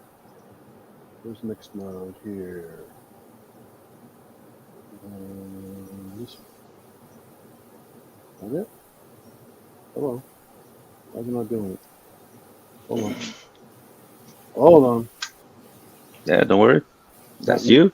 Hold on. Let's swap. There we go. Okay. Now where's my freaking camera?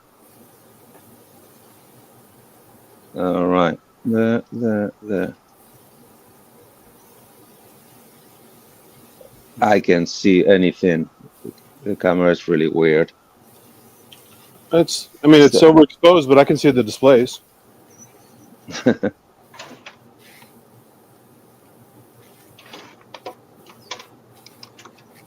you have one of those? Did they get a second one? The FB? The 1010. No, the FB. Oh, the FBO ones. Yeah, I have two of them, but those are not here. That's just for the JV. This is the JV collection. Oh, sorry. But I managed to get them all on sliders. Jesus, how much was all that? Uh, should I? Let's leave it in too much. Way less than, well, the whole rack is less money than Puricelli's DX1. Is the rack designed for those sliders? You can put those sliders in any 19-inch rack. Okay. And this is also back to me. And this is also you can put me back in small, to thank Wagyu here in the chat. Thanks for many months ago, we had a show where everybody took the piss out of me because I was looking for the way to create this, to get the units to slide out, to get access to the freaking expansion trapdoors. And Wagyu sent me a link of a specific rack shelf that it slides and is 1 unit tall. My only problem with that, I guess I should apologize, is I dismissed that one, Wagyu, because those were, I think, 60 or 70 pounds each. Yeah. So just the shelves would be 200 quid. But then, one night, one of my sleepless nights, it hit me. Wait a second. Those shelves you show me, they're already 1U. Where's my freaking camera? 1U tall. The ones I use here, I don't know if you can see, it's also 1U tall, right? Mm-hmm. But this is the standard run-of-the-mill sliding tray that you can buy for 20 quid, for 30 quid. Upside down. Upside down, exactly. And because the units are rack with, I don't know if you can see, the flap. I'm going to duck out, by the way. I'm going to go and grab some food, so I'll catch you in a bit, yeah? Sure, yeah. Have a bite.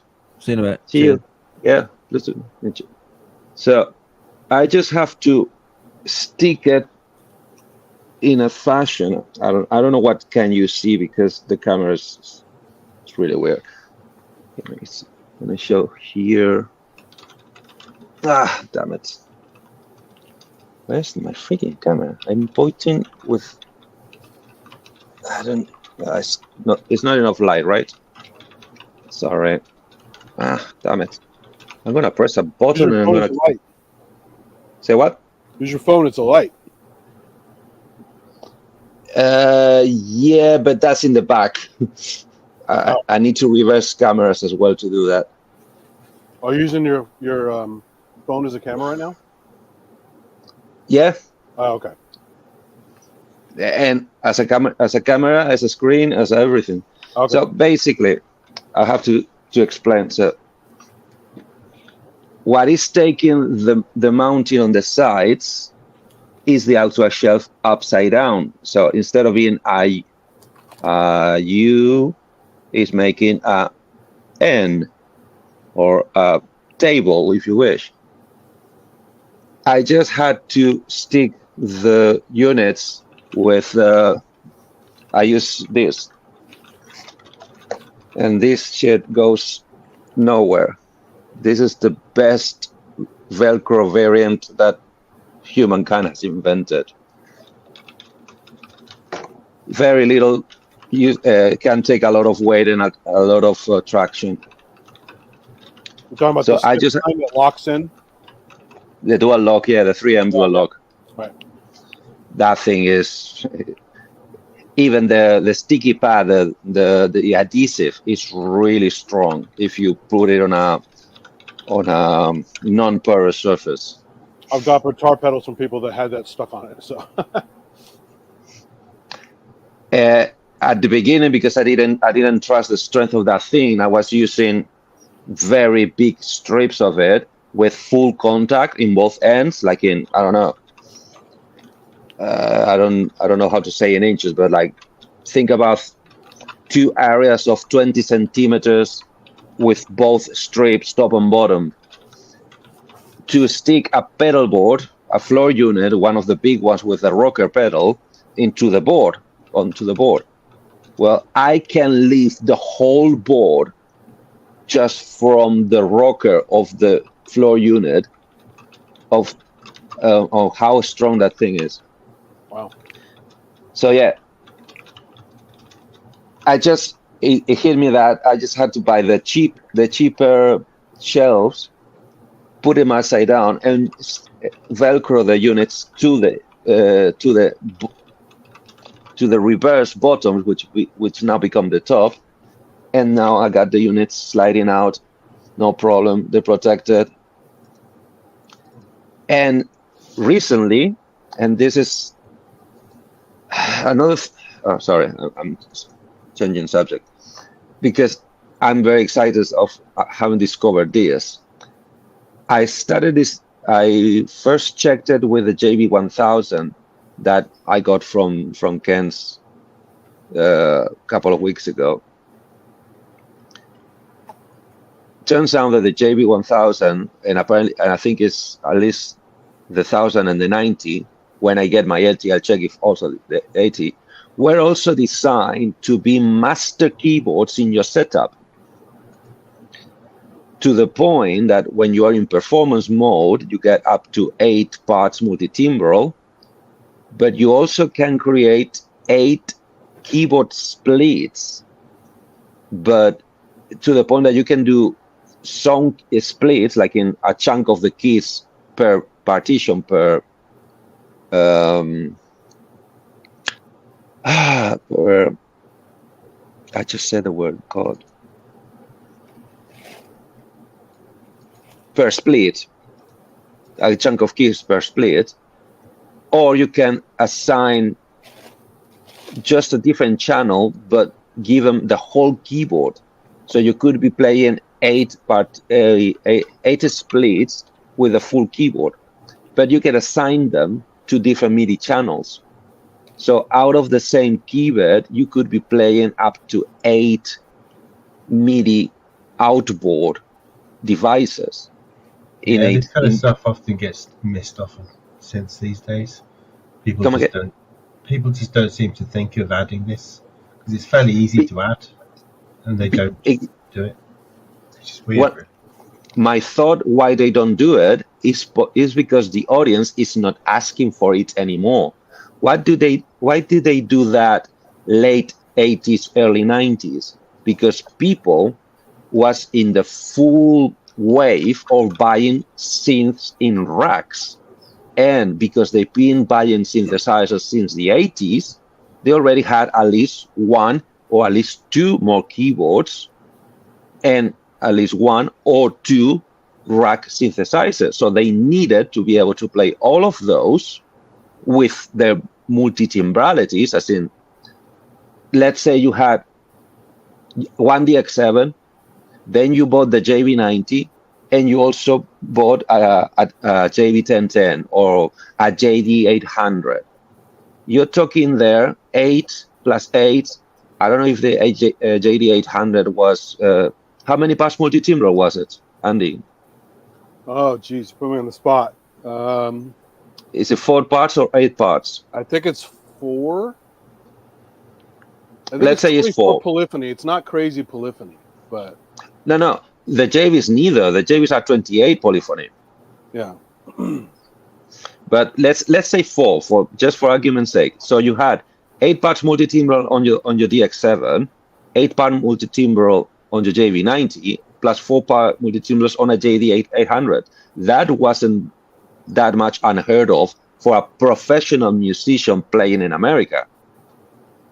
So they wanted to get the JB1000/90 to be the master keyboard that could play them all from the same keyboard. So they give you that option.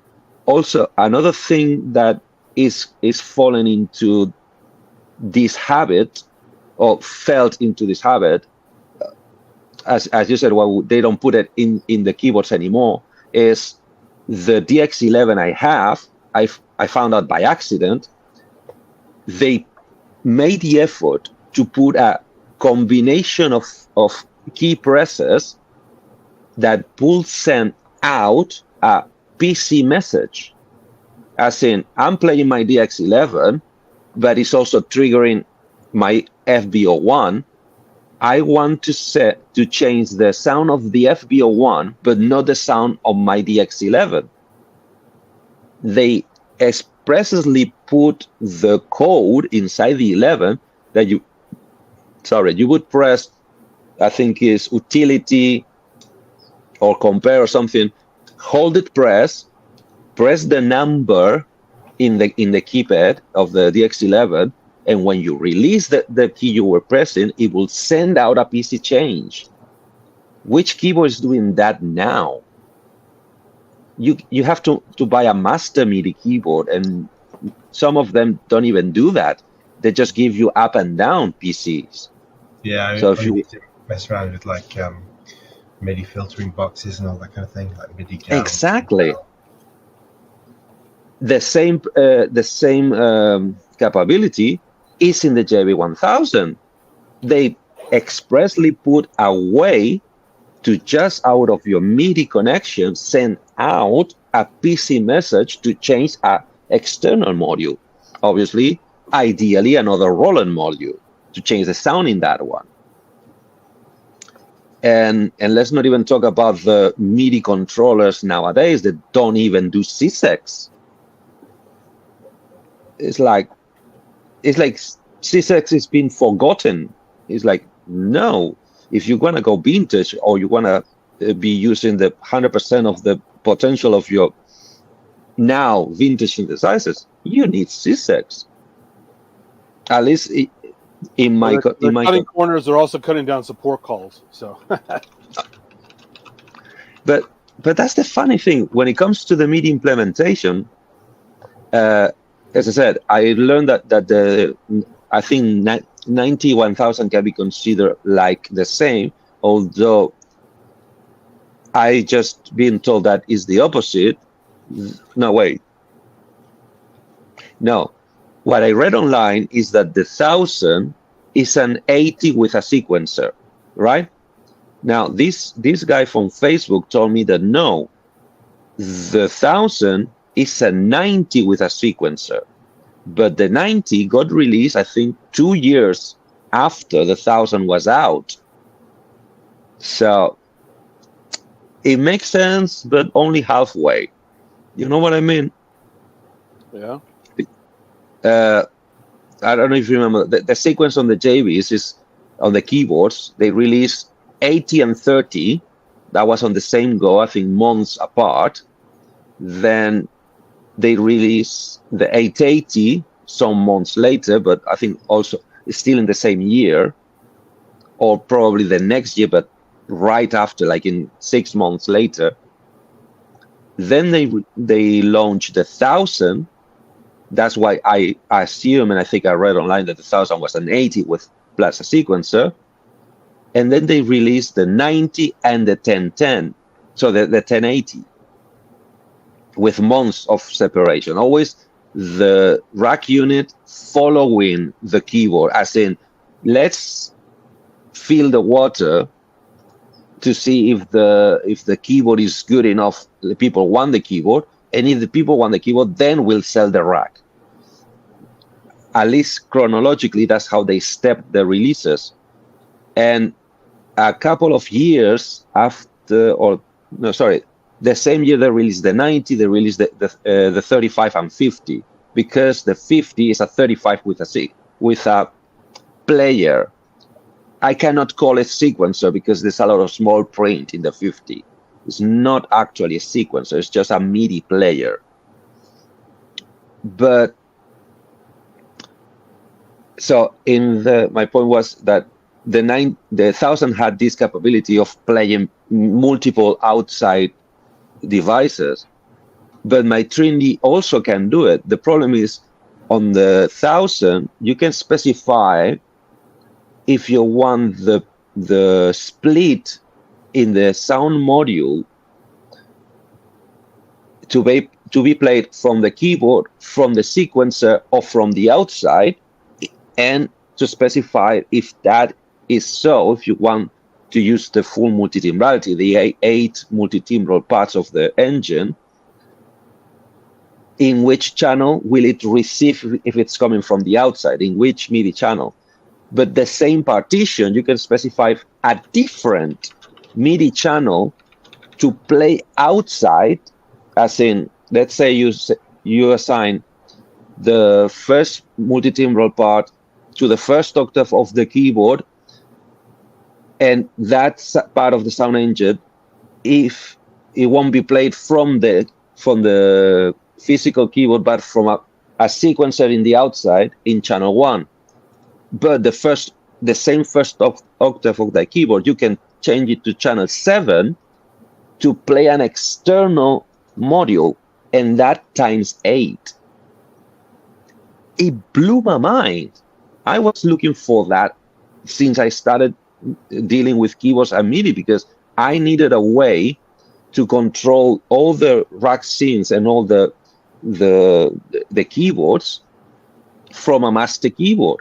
And my problem is I had to try to fetch the Motu MTPAVs, very complex with tons of filtering MIDI interfaces that would run standalone, and they would do all the filtering and changing channels from the single channel output of my MIDI master keyboard. Even my Link MIDI keytar will do that. It has these 4 easy access buttons to go to 4 different modules at your whim. While you're playing, I'm going to go to this one, bing, this module, this module, this module. So good, but that's the old days, wait. Right? They don't have that shit anymore. Exactly. That's one up. But wait, you're talking about the Yamaha one, right? No, Link LN4. Link is out of New York. Okay, I never heard of that one. It was Jan Hammer's choice of keytar. Good. But what you're talking about is to jump the whole keyboard to make it transmit one or another MIDI channel. Is that what you're talking about? Select a switch and rack, rack, rack. And you jump. Yep. What I'm talking here is in the 1000, you could have the whole keyboard layer in 8 different MIDI channels at the same time. Oh yeah, so sure. Each key, it would be sending 8 MIDI channels to the outside. I mean, that was common in the 80s and early 90s, I think. A lot of shit did that. So because for profession, I understand. Yeah, so on the show floor, or on the stage. So well, they wouldn't bring a computer, but a rack with 2, let's call 2, 3, 4 rack synthesizers, like in have a Kurzweil, have a Yamaha, and have a Roland. Professional musicians, I would say all of them. So they needed that type of things. Then they started giving you more multi-timbrality. For instance, JV880 is 8 parts. And that already was a ton because it was meant to become a tandem with the JV80. So you had 8 in the JV80, 8 in the 880. That's 16-part multi-timbral. Although the 880 has a catch, it's not 8 parts, it's 7 plus 1. And I think the 80s 1010 modules that are a pain in the ass to program. Which one? The JV 1010, I think it's called. Yeah. It's a pain because it does only C6. Yeah. If you want to go deep into it, not that you can do much into it, they just it's funny because the 1010 was released after the 2080, right? You can also buy these Edirol controllers that communicate in SysX. They have sliders and everything. So if you look online, you find these Edirol, no sounds, just a controller. Yeah. Do full SysX. Yeah, but you're talking about vintage. Have you heard of any new thing 90s, that can do that? 90s, not super old. Oh, well. Yeah. Remember that even this thing that looks aerospatial, this thing is 40 years old, mate. Yeah. We're not spring chickens anymore. You got to start collecting all the Bastel castles. Okay, what? Let me see. The castle, the dude mixer. How do you power Rally those? is the best though. It's 3 AA at the bottom. Oh, Jesus Christ. Have you got the micro granny? And Micro Granny is really good. All right. What can I The know in this? the Bit Ranger is really cool. Have you guys seen that? No? No, I'm gonna go grab that. That's in the other room. sure. There used to be an amazing micro granny video on YouTube. It was really funny. Is this guy like talking to it as if it was like alive, but he deleted it or deleted his channel for some reason. It's really annoying because I really want to rewatch that demo. Yeah. So, I don't know if you can see. There's That your is- study pods. No, that's the one in the archive, but funny enough, it's. Okay. Oh, why the fuck is my camera? But it's exactly the same port that the Trinity has. Can you see it? Yeah, yeah. So I don't know what cable do I need to get to connect this to a SCSI drive, because I really need to put stuff inside my Trinity. I'll talk with Neil if he manages to contact me. I know on the Mac you can get something called a Blue SCSI, which just plugs Mhm. directly into the external port. Because the external Okay. and internal ports are a bit different. But Yeah, I but think that kind of port PC you can here. plug it directly in. I wish I had a mic, because I think I talked to you when I bought this one, the AMT8. Yeah. Uh, I've got that still. Imagic, yeah. Apple bought Imagic because he wanted to use their tech, and then basically they ditched it right after. Yeah. And there's no drivers, and the only way, it works perfectly standalone. All I need is to reprogram the patches that you can jump. I think it has like 16 memories you can have.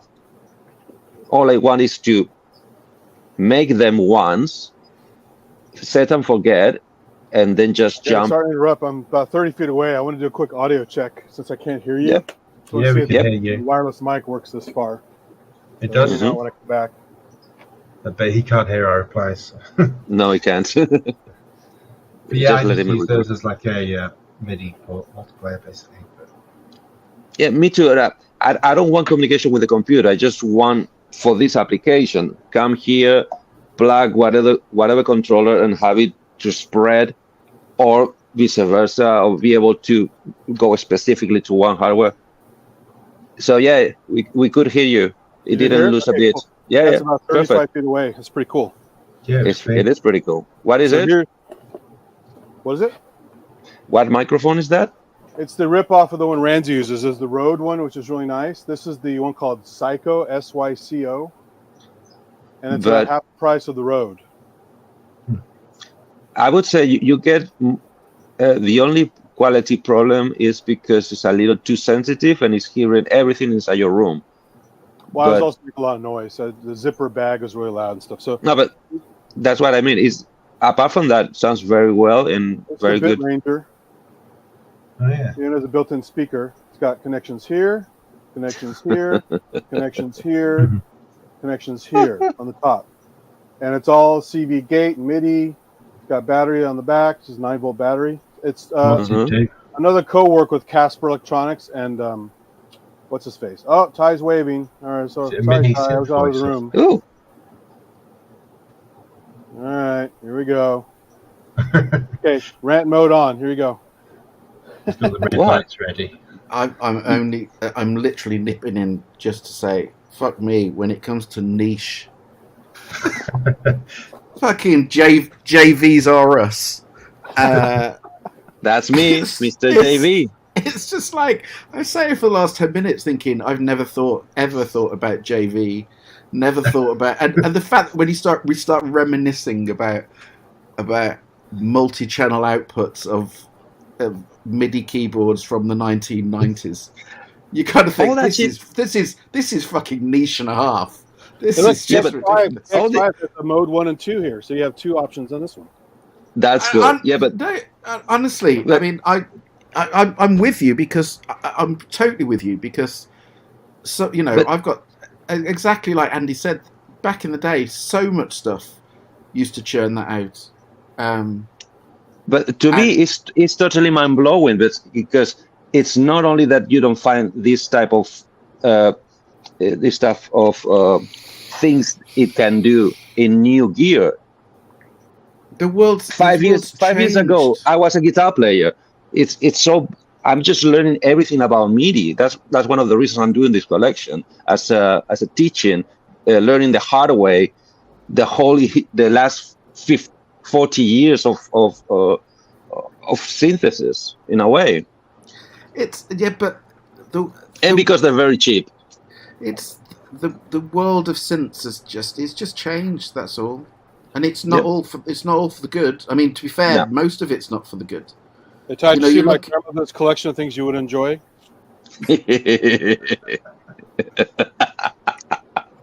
I love the view that you have of me. In the same way that I just literally, I know. Yeah, I've seen it. I've seen it, for fuck's sake. I've seen it. Yes. Why me? Why the appeal for me? I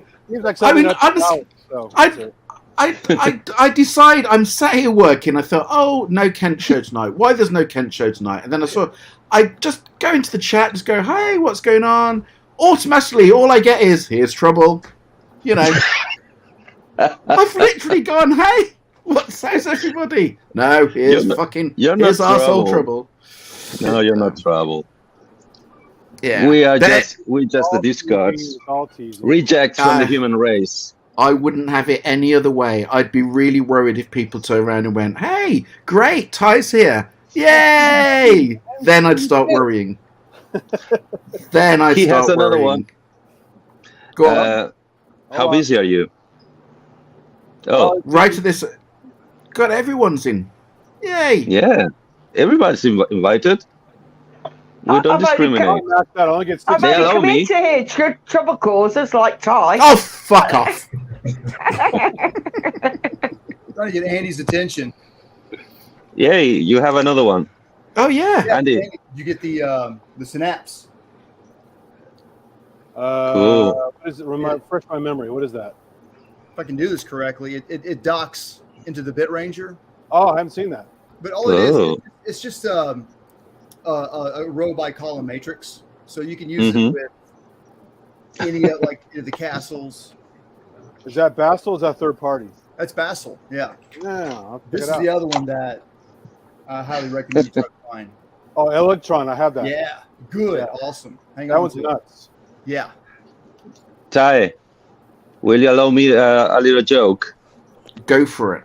As long as it's at my expense, absolutely. Let me show you. Okay, where's my camera? Let me show you my analog solutions.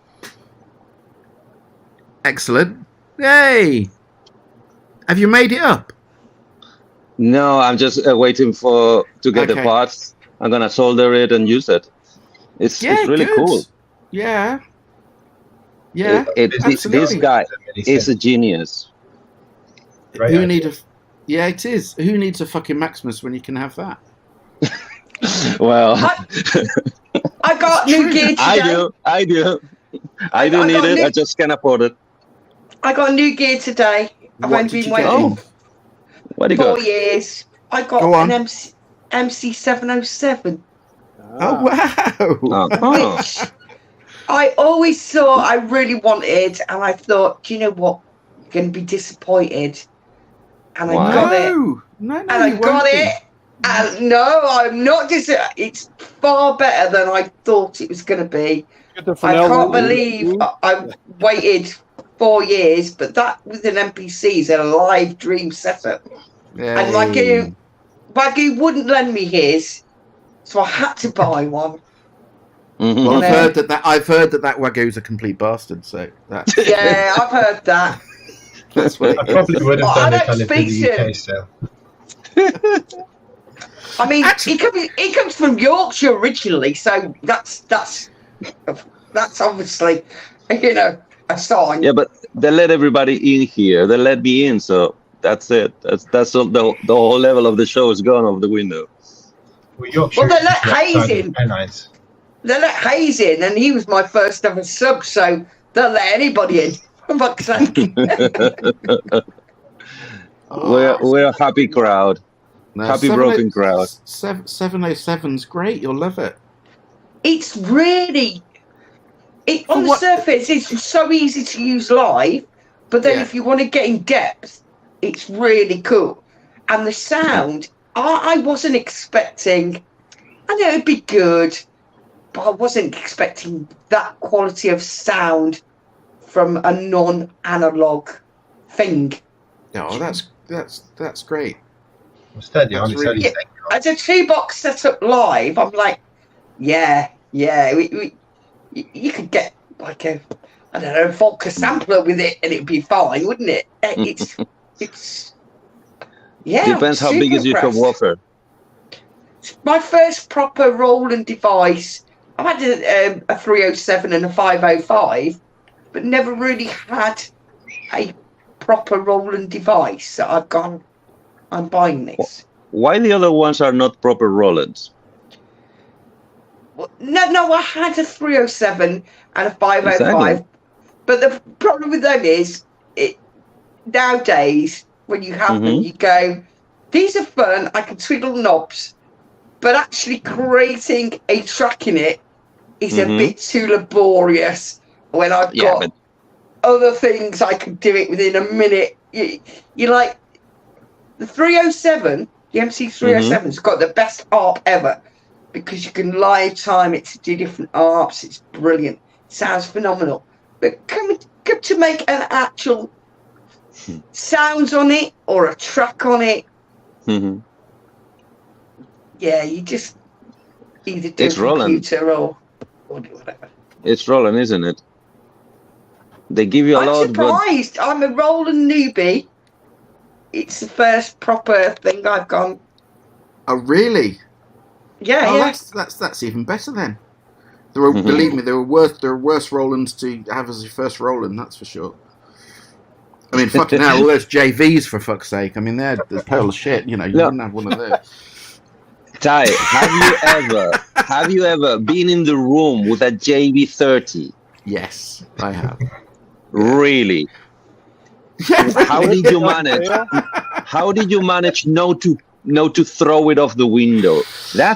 Even I, that know nothing about keyboards, I can feel that thing's a toy. Yeah, there are worse things than JV30. There are a lot worse. Name one. JX01. Okay. Sorry, is that one of the boutiques? No, Which the one? The JX01. Do you remember that kind of grey plastic thing they did? It was kind of a stripped out JV engine in there.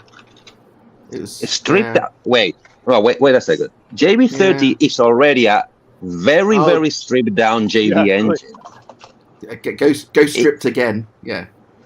No. The thing is, the 30. It's naked. Remember? Yeah, exactly. It's so naked. It's not even a JV. The 30 is a sound canvas with a keyboard. Yeah. It's GS. It's a GS thing. But to be fair, do you know the whole? I find it ironic that there's a whole kind of movement. There's a lot of contemporary stuff that you kind of think, fuck me, that actually sounds like sound canvas, and it's like, especially about 4 years ago. And I can't even think what the kind of genre was, but everything I was hearing basically just sounded like a early 90s sound canvas. Synth wave. My God, it just drove me. Okay. He was like, if it's, you needed, the only reason I really knew about it, I was doing some projects and they needed some of that kind of stuff in it. And the problem I had was I just couldn't make my stuff sound shit enough. And so I ended up, this is serious. And I ended up using do you remember the PMA5? I have one. I love it. There you go. And I used the PMA5 to do the sounds on, which is essentially an early sound canvas. A multi-timbral mode. Yeah, absolutely. And it was done, and all the track was done on a PMA5. I mean, individually, it wasn't sequenced on a PMA5 because I'm not into S&M. But it's, it was. I used to kill time in the server room waiting for stuff to reboot on my PMA5, making little tracks. It's I lost it for years and then found it. Definitely one for the toilet studio, isn't it? It is absolutely. Wait, Absolutely. are you talking about the sound canvas that was like a PDA? PDA. Yeah. Oh, fuck me. Yeah. Jesus Christ. Why? And you say, We've all got them. Have you not? No, SAM. everyone's got them. Everyone in the chat, everyone's got PMA 5s. Have you not got a PMA 5? You must. I don't. Everyone And I else never has will. got one. Okay. Not me. They Not haven't. ever. I'm joking. They haven't. I just want to go back to Wagyu's comment. I know he's referring to Kent's toilet studio, but why do I feel unnerved that Wagyu does have a little mini setup in his toilet? I'm sorry. What else are you going to do? Exactly. What else they were doing in Get the out of toilet? there! It's not impossible. I don't know. No, you're a woman. We don't sit on the toilet for hours reading newspapers. One of the things that men and women are very different about is their toilet regime, because we get in and out. We've got efficiency. No. Men genuinely don't look forward to going to the toilet. They look forward to the loo. They look forward to the opportunity to just sit and look at their phone or read a book. You know, peace and retirement. Hold on, though. Is that because the woman's outside, or is it? I don't know. I don't have these issues, but I mean, I'm just saying we could not say. We get in and out, and then we go to the normal room, and then we lock the door if we don't want to be disturbed. It's just madness. It's just madness you're talking about. Ty, if you get a minute, I want to show you something. Want to see weird stuff? Well, I can take your PDA sound canvas. Mm-hmm. Oh. I haven't seen one of those for years. Oh, you're joking? Oh, I nearly bought one of them. It's broken. Oh. They're very, very bad sound sources, but they're portable and have a couple of good gimmicks inside. But what I want to show, cheapest on eBay. Yep. Once again, I only buy what nobody else wants. I just scrap him from the end of the barrel. Nothing wrong with that. Well, the future classics. That's how I would put it. Future classics, yeah. But, yeah. Can I just say, did you? I was going to say, did you see what he just showed us? Think about that phrase again. Future classics. Okay. What, in the toilet room? Yes, obviously. It's a classic in my box. Go on. Oh, this is a big one. I can see a shadow. Go on. Wow, what kind? Oh my God! What's that? This is an acoustic fan moved organ. Oh, gorgeous! So basically, it's melodica with a motor. No. That's gorgeous. That's lovely. And that's really. Those bars on the top, that on the lid, those are the legs. You screw them on. Okay. I think Ken's waiting to come in. Sorry. I think Ken's waiting to come in. I saw it very stupidly cheap. 6 at a time. And I love it. And it works. It's in perfect working condition. I'll leave Ken. Wait a minute. Hold on. Wait a minute. I'll leave so Ken can come in. Yeah, it won't let me add. So. Yeah. Right. Okay. I'll leave. Sorry. See you later. Hello, Ken. Sorry. Bye. Come back.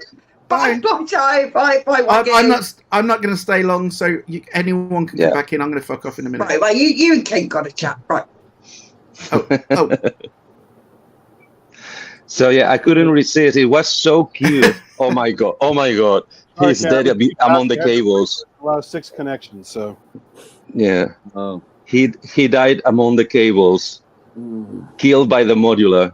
He choked on his cables. Yes, he did. Hello, Mr. Spong. Why did I take? Hello. Why did you what? Take this all apart. Because you're a twat. Ken, have you made a bed out of all those cables you bought? Because it looks like it. Oh no. A hammock. Just so. Oh god, it definitely. Oh my god. Save some for me, please. I started this Monday. Are you doing modular or are you fixing a synthesizer? That's one hell of a modular. studio, right? Are you recabling the studio? Yeah, I'm doing a whole I'm trying to reduce the amount of USBs that are being used. Mm-hmm. Good luck with that. Well, yeah. Don't you have like a 49-port hub? I've changed everything now. 2 of them, I think. Yeah, look.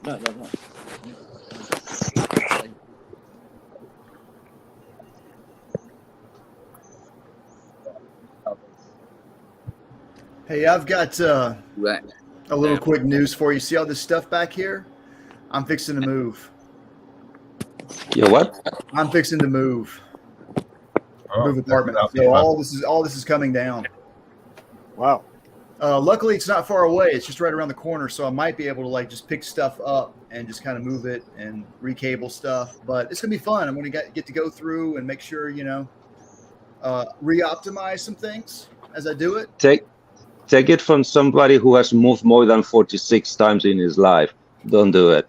No, Pack them properly. I mean, I would love to. I can't move this camera too well. Sorry. Yeah. Get one of those Okay. trolleys that can move like 300 or 400 kilograms, and then it makes it a lot easier. I think the only phrase I couldn't terrible get cameraman. that I couldn't There get we to grips with there was "it's going to be fun." Oh, it's gonna be fun, all right. No, do you know what? Sarcastic. Actually, do you know I had this conversation with someone a few weeks ago. When I was younger, and I'm sure must be the same. When I was younger, the thought of just stripping the studio and doing it again, oh fuck, it's so exciting. I really look forward to it, and it's really good fun. Pieces of gear. Now it's just it's blind panic. The thought of fucking look. Where is it? Look. yeah. Oh, yeah. I know exactly what it's like. Yeah. My. Ouch. Yeah. My best wishes goes to you. My why do you think? Goes with you. Why do you think that that Studio 3 has now been up for how long? 2.5 years. 2.5, yeah. 2.5 years and still isn't sorted. No. Ouch. It's just blind panic every time I go in and start, prepping it. It's painful in both levels. One, that it's painful to go in and to think about putting it right, and B, it's painful to me that you have 3 studios. I have one, and I already have nightmares. That's just yeah. I just have one to keep up, and it's already a nightmare. A friend who's another composer. I haven't seen him for years and years and years, and he came round. He came round today, and so he knew what my studio was like about 12 years ago, and he went and had a look, and he just he just turned around and went, "You're such a fucking arsehole." That was it. I mean, he's a really good friend, but that was how he summed up the situation. You're such only a fucking good arsehole. Friends. Only good. Oh friends no! I love him. I love him to bits. But it's It's, those are the best ones. The ones that are honest to you. But I've got two bits of gear arriving one I think is arriving in 2 weeks, and then the other one's arriving in 3 weeks by the end of the month. So wait. You haven't made space yet for the Maximus, and you already have 2 more chunks? Well, only the fact that they've been ordered, so they're going to come. But they were, Don't get me wrong. Can anyone guess what they are? There's an obvious one. No. Projects. Oh, Montage. Montage is coming. Yeah. And then what's the one that's arriving by the end of the month? No clue. I don't know what's new. Yay! Well done, Wags. Which one? Super Gemini.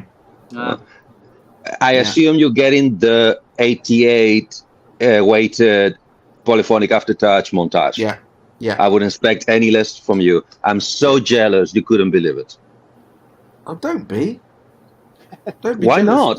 Because not in my whole lifetime I will be able to afford that keyboard, and I will be dreaming of that keyboard for the rest of my days.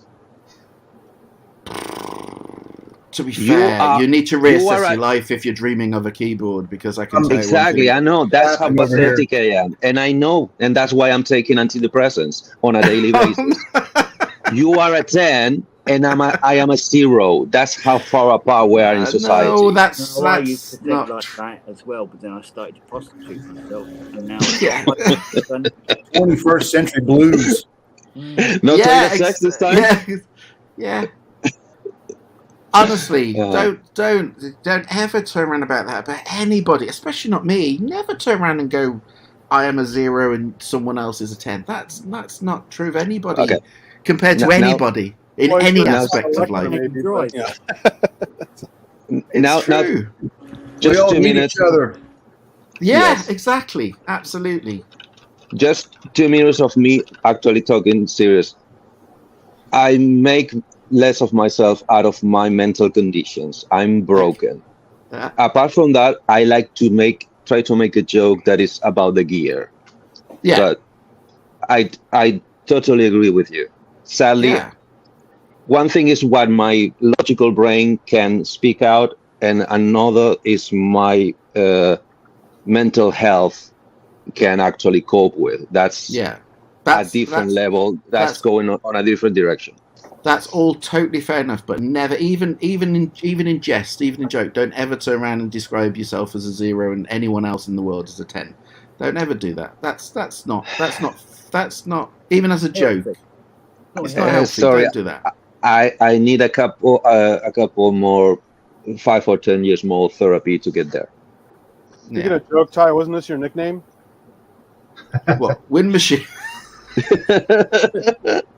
You ever see one of these? Cool. The Anatech little pocket MIDI things?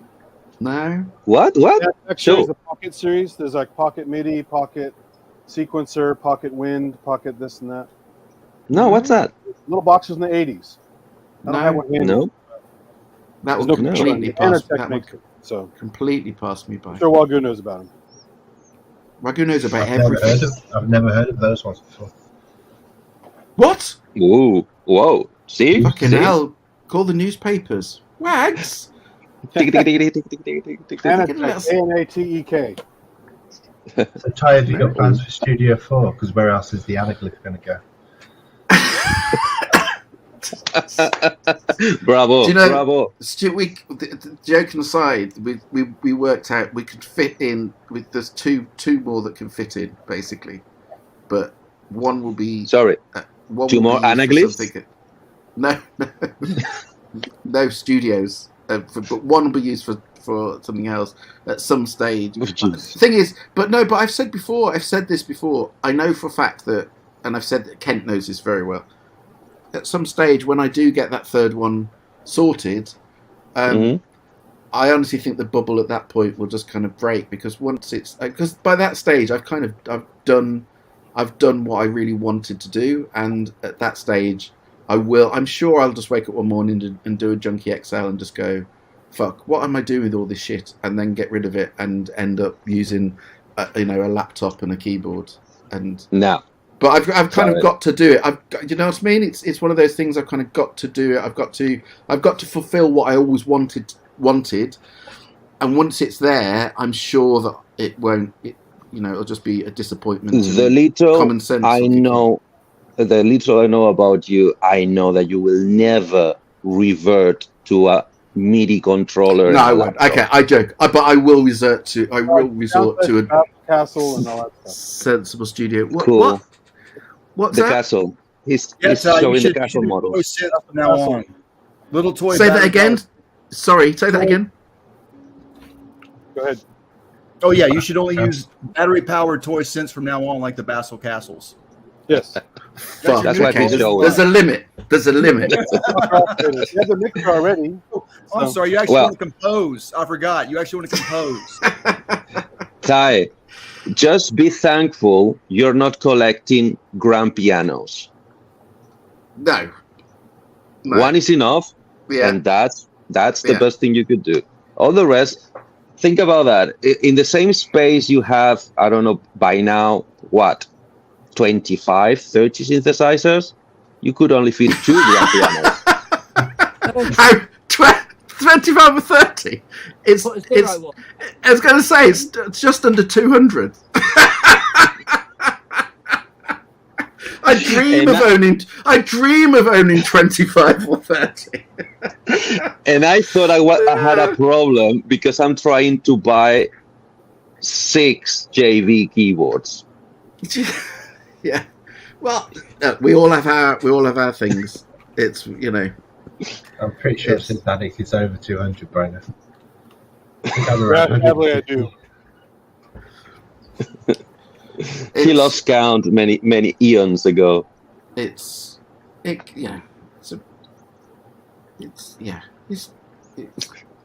big. But once again, it's not the same. I'm not even a keyboard player, and you're a professional piano composer. Yeah, but that's why I can justify it in my head, because exactly. I'm not being funny. How many of these do you think see on a work? Forget everything else, on a work, job. Loads of this doesn't get used on that. A lot of it does, but loads of it doesn't. But in my head, I can still justify the fact of buying it because it's my job. B, tax and all that kind of shit. And they are the tools for your profession. It's fair enough. That's what you should do. Who else but you should do it? My argument is always, and I've said this time and time again, give Lewis Hamilton a fucking Mini in a Grand Prix and he'll come last. And it's no different. So a lot of this I have because I have to have it. And some of it I just love having because it's gorgeous stuff, and I don't drink, I don't smoke, I don't do drugs. So no wonder you have so many synthesizers. Say that again, sorry, Andy? A spreadsheet of all your stuff? Yeah, I had to, yeah. When you look at that, then you'll realize, oh shit. Yeah, honestly, you're absolutely right. It really is. Even just drum machines. I can't remember the last time I actually used a drum machine. And exactly. the last time I keep swearing, okay, that's the last drum machine I'm buying. And I think there's about 16, 17, and I can't remember the last time I used a drum machine. But, they're just lovely things to... No, now seriously, because that makes me curious. When was it the last time you got commissioned a job that would fit a drum machine in it? Well, that's the thing. A year? That's the thing. Year and a half? No, more than that.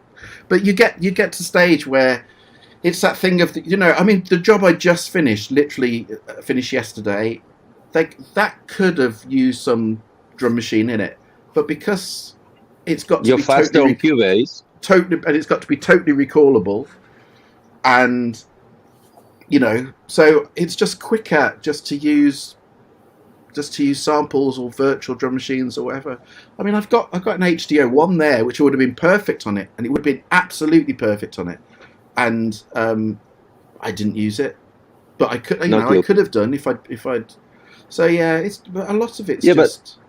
But for that you have to stand up from your chair, go to the drawer, pull it out, check that it works, remember how to program it, and in that time on Cubase you would have finished already. Yeah, that's the you thing. yourself. It is all. A lot of it's just speed and convenience. Of course. Exactly, but that's why. That's why this friend that came round today that I hadn't seen, he said the ultimate question, which is, how much of this shit do you actually need? And the reality is, and I said to him, honestly, if you gave me from here to here, i.e. the Nuage desk, the computer, keyboard, and a controller, that's what I need. That's what I need. That's fun, though, isn't it? Of course it is. Absolutely. You've hit the nail on the head. It's fun, and it's also I've got a kind of an addictive gene. It's a more collective gene. If there's box, I've said this before. If there's box sets of things, and there'll be, I don't know, something like take Endeavour or something like that, just a TV thing. If they have box sets, I have to have the complete box set. If there's anything missing, I have to buy it, even if I'll never watch it. Oh my god! I have to complete the set, and sometimes that's kind of how I see. A bit like with the JVs. He wants to have everything, which is fine. Well, I've just got certain Such synths an apprentice. Yeah, there you go. Yeah. I'm only missing one SRJV80, and that's because they only sell it in Japan. Well, that's just not good enough. I don't know how you sleep at night. I don't. That's a problem. That's why they give me medication. Where's he gone? Kent, where have you gone? He probably pulled the wrong cord or the wrong plug. He'll be back, I hope. So yeah, but anyway, it started one by one, bit by bit. I totally understand what you're talking about. So it's the difference is you can afford it, I can't. Well, that's just yeah. I've just been a lucky fucker. That's basically. At least JV's no. affordable. Yeah, no, exactly. JVs, at least they are affordable. That's That's why I could not even dream attempting the DX collection that Pure Shelly has.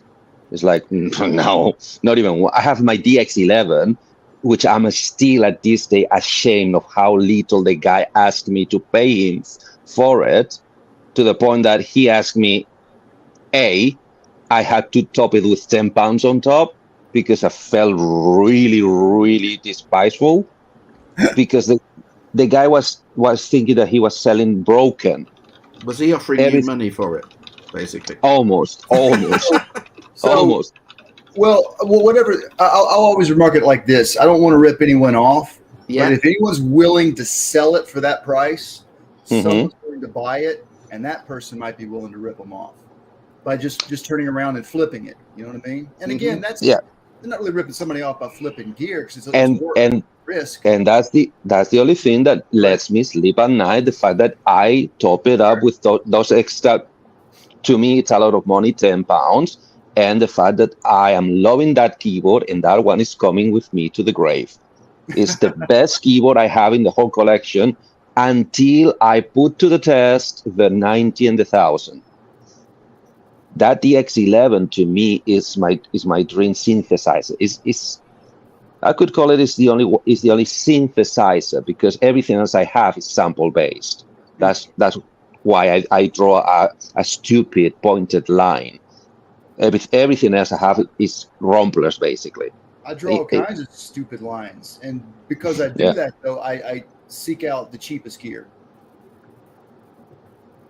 And funny enough, I mean, it's the way that there's no reason to do things the way that I do them.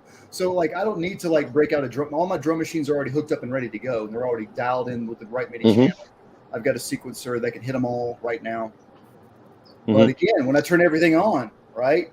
What's not going to work this time? Oh, please don't say that. Don't remind me. That's my personal hell. So but that's why years ago. That's why I got rid of all my vintage stuff. This is years ago. I literally I got rid of everything. Literally in one go. And the reason was I can't remember what the series. It was a big BBC series thing, and I can't remember what the synth was now, but it was something old and analog. And it had a really distinctive sound that I found on it, and it kind of was the sound of this entire series. And then there's a dub coming up, and switched it on one morning. And that was it. They just didn't boot up. And this was at a time when there was always something not working. At no point was everything working in the studio, and this was the main theme of the entire show, and it just wouldn't work. And I had a dub, and it was just like, fuck. And that was it. And I literally like that. I just went, that's it. All the vintage stuff, it's all going, everything. And I got rid of everything. The only thing I kept, of all the things to keep, the only thing I kept was an MC202. Everything else went. Everything else just went. Surely you kept your bit one. That went as well. Bit one went. I love my bit one. Do you know I saw a rack mount the other day.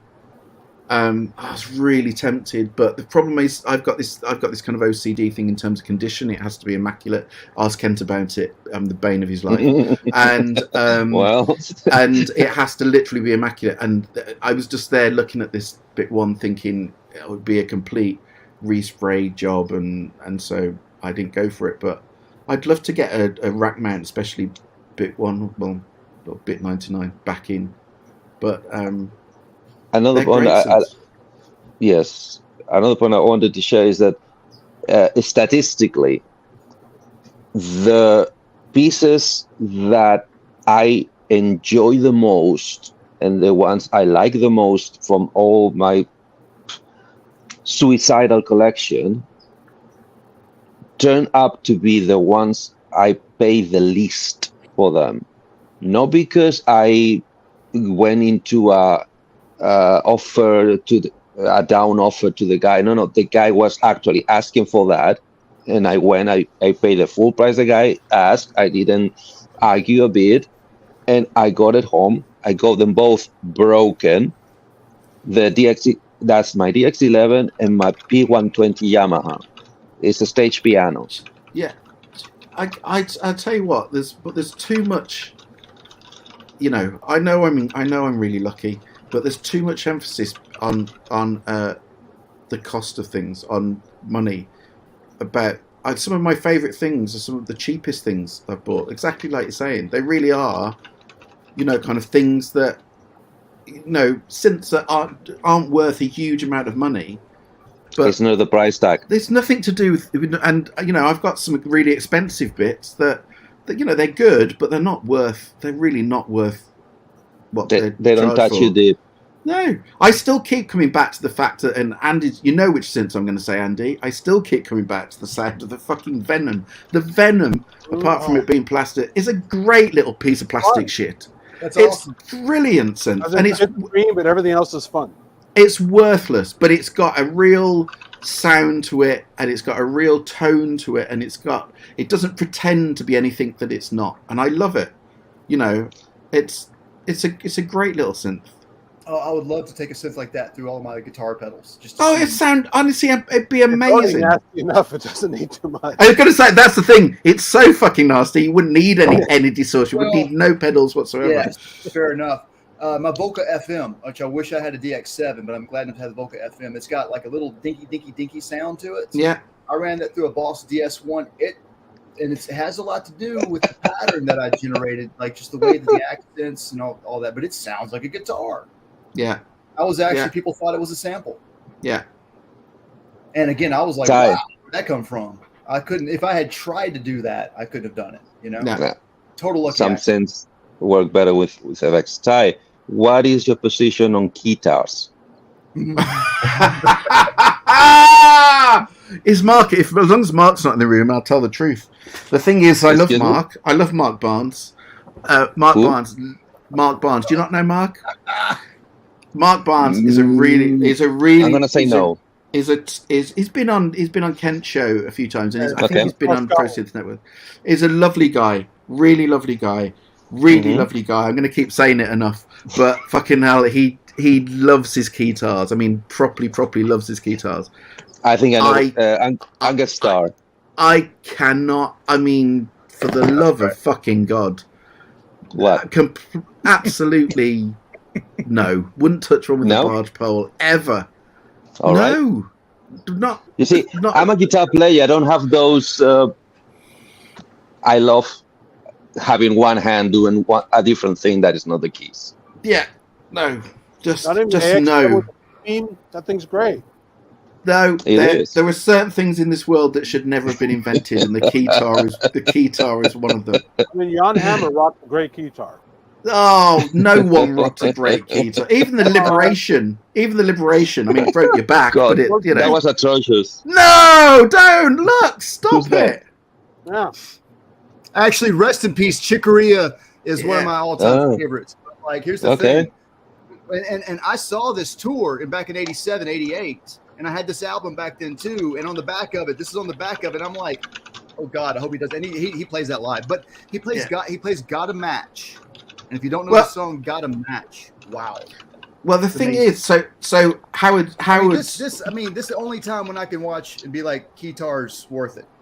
Well, the thing is, Howard Jones still uses one, and I'm going to see him. I'm going to see him on Tuesday, and he still plays them, and I love Howard.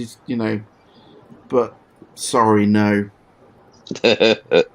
Fair enough. No. From my point of view, Les Paul birthday celebration thing where Eddie Van Halen does a solo on stage with Jan Hammer, and they're going back and forth, guitar. It's very cool. Actually. Yeah, listen to yourself. They do back and forth. With guitar. It's very cool. It is because listen to yourself. My God, for fuck's sake! Watch your mouth. You're surrounded by guitar players right now. You're all a bunch of wankers. The lot of you. Yes, we are. Yes, we are. No. Remember, And I'm the biggest of all. I can play bass. It's the biggest one. Oh, great. everybody needs talking about bass. YouTube guitar pedals. Nice. The only okay. guitar I want is that Japanese one, the Vocaloid guitar. Oh my God, that's bonkers! It's bonkers. What is that? That is strange. So. Thing is, so hang on a minute. So, no, I was going to say, but do you not spend time in Japan? Yeah. Well, can you not get one? Yeah, I could get one. I just haven't done. Well, get one because they're not going to be around. You know, that kind of stuff. It's not going to be around for long. with the Vocaloid guitar. Yeah. BKB 100. The stupid app is region locked. I can't put the Japanese app on here. Oh. I mean, Hakuni Miku is already been going on for almost a decade. So that seems that it's going to stay there. It has. God, it's been around forever. And it's almost vaguely becoming usable. So you must want a Miku Stomp. You got to get a Miku Stomp. The Miku Stomp, yeah, that's awesome. It's just a laugh. It's so naff. It's a laugh. Even I think. I can put into it and sing, and it picks up your vibrato and everything. Yeah. And it's $400. Well, I got it for $130 or something like that. Oh, you got a steal, my friend. Yeah, now they're really rare. So I mean, it's the things that thing can do is not that weird. Even my MU100, which is Yamaha's answer to the Sound Canvas, the 100R, which is the rack version, came with pitch correction and vocal harmonies inbuilt. Come again? This is actually Japanese phonemes, the Vocaloid, and Miku Stomp. But my point is that technology has been evolving since the very late 90s. By now, what TC Helicon is putting in their stone boxes, or even in those ones we were commenting before, the one that attaches to the microphone stand, that little plastic box has so much intelligent processing inside that some laptops would not catch up with that thing. It's crazy, and how good it does and how natural sounds all the over processing that is doing. That which one is that? The Harmony one? Yeah. This is the XT Voice Create. Voice Create. That one has pitch correction, compression, de-essing. It's a mini studio for vocals in one stomp, and that's already past technology.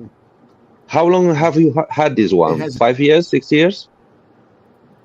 I've got the old Voice Prism rack, and that's probably from like 2005. I have two. This is version 2. No, I'm sorry. Go ahead, Wagyu. What was that again? I've got the old Voice Prism rack, which is like probably 15 years old plus. My singer had one of the Voice Prisms in the late 98. I have the ABP one. That one's really old. God, that is old. I don't know that one.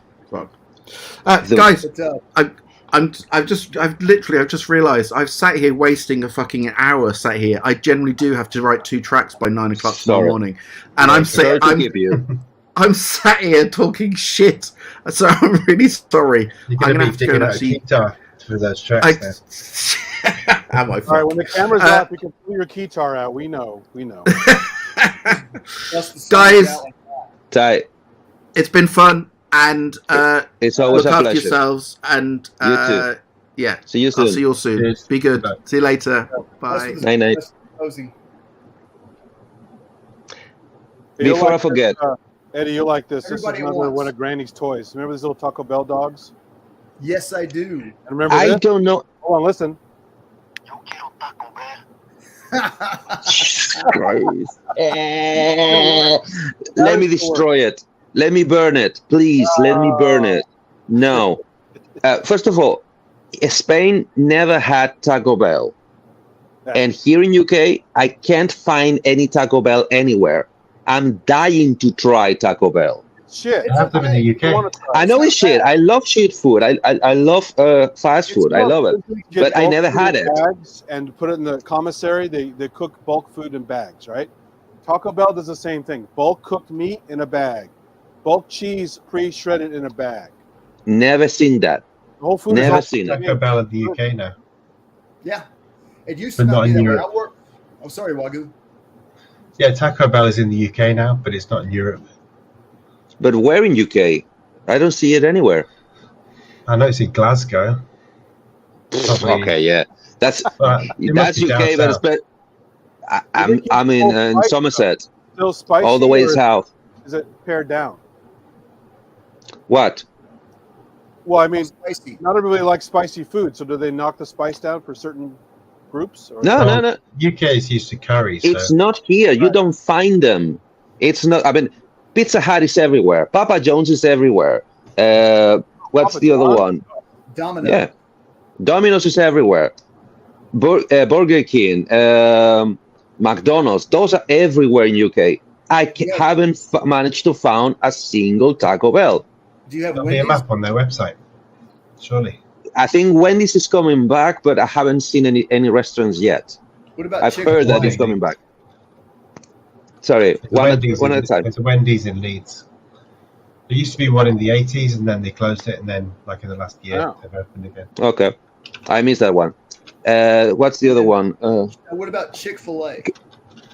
No, we have Kentucky Fried. Oh, okay. Yeah, this is like... Okay, I love it. Kentucky Fried Chicken used to be amazing. I don't really care to go there much anymore because I remember what it used to be. It's become way more salty, probably because they already know that you're gonna drench it in barbecue sauce, which is basically sugar. Mm. So they made the butter way more salty than I remembered it was.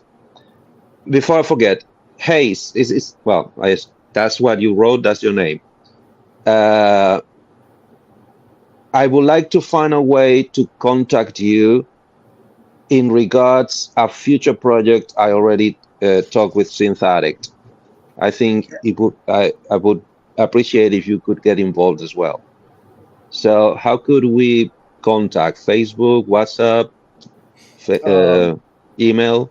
I'll put my email address in here. I don't really care. You know, this is spam ready.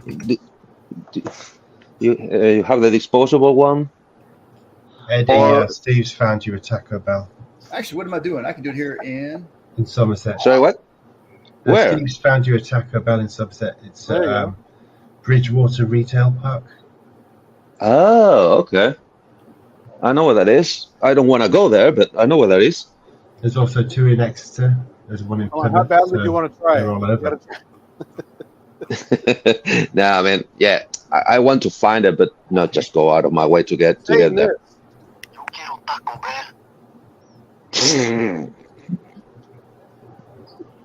Well, which ones? Is this? Well, my last addiction is the Facebook Reels. I find all sorts of very stupid stuff, from really brain dead videos to actual science and facts and things about text and stuff. And I saw this woman that basically she makes faces. She likes to play with her eyes and lips and stuff and lip sync with music and things. And I think she's very pretty, and second, the faces she makes are very funny to me. And she made one speaking in Spanish, and I couldn't believe that.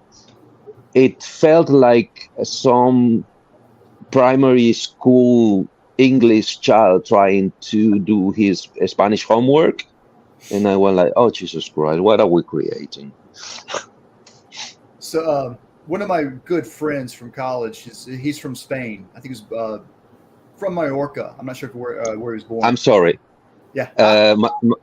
I'm sorry for having to suffer Spanish friends. At least it's from the European Spanish. Mallorca is from Balearic Islands. Right. That's in the sorry? Majorca. Don't you say Majorca? Mallorca. Mallorca. Yeah. No, Mallorca. No. I mean, from your point of view, yes, you make it the hard sound, but the locals, we don't do the hard sound. It's just it's like if you say mayonnaise, it's Mallorca. Yeah. It's the same. One We don't make it that hard. Way back in the early days of Google Translate, and it was before Google took it, it was just Babelfish. I tried to send him a message in Spanish that said like, "What up, dog?" And like he looked over the computer monitors at me and he was like, "You just said what for above, dog?" What for above? What's up, dog? Yeah, I love it. The problem in I'm trying to remember because I've been outside the country almost a decade by now. Shit, not actually a decade. It's gone some months over. I don't remember. Oh yeah, if you're very drunk on a party with friends, you could call somebody dog and he won't get offended. Every other situation, you're in serious trouble. Dog is a kind of very serious insult down there. It was an insult traditionally here too. Okay. The other one that is, I already made this comment on a very, very old show. The other one that doesn't translate the same because you don't actually use it as an insult, at least not in UK. I don't know what's the business in America, in the States. But in European Spanish culture is probably the worst insult you could say to anything. And that one is bastard. Wow. Okay. I can see why. Don't ever go there. A, because you're messing with a Spanish person's mother. Yep. And second, you're messing with a Spanish person's father. Mm-hmm. Those are two subjects you don't mess around.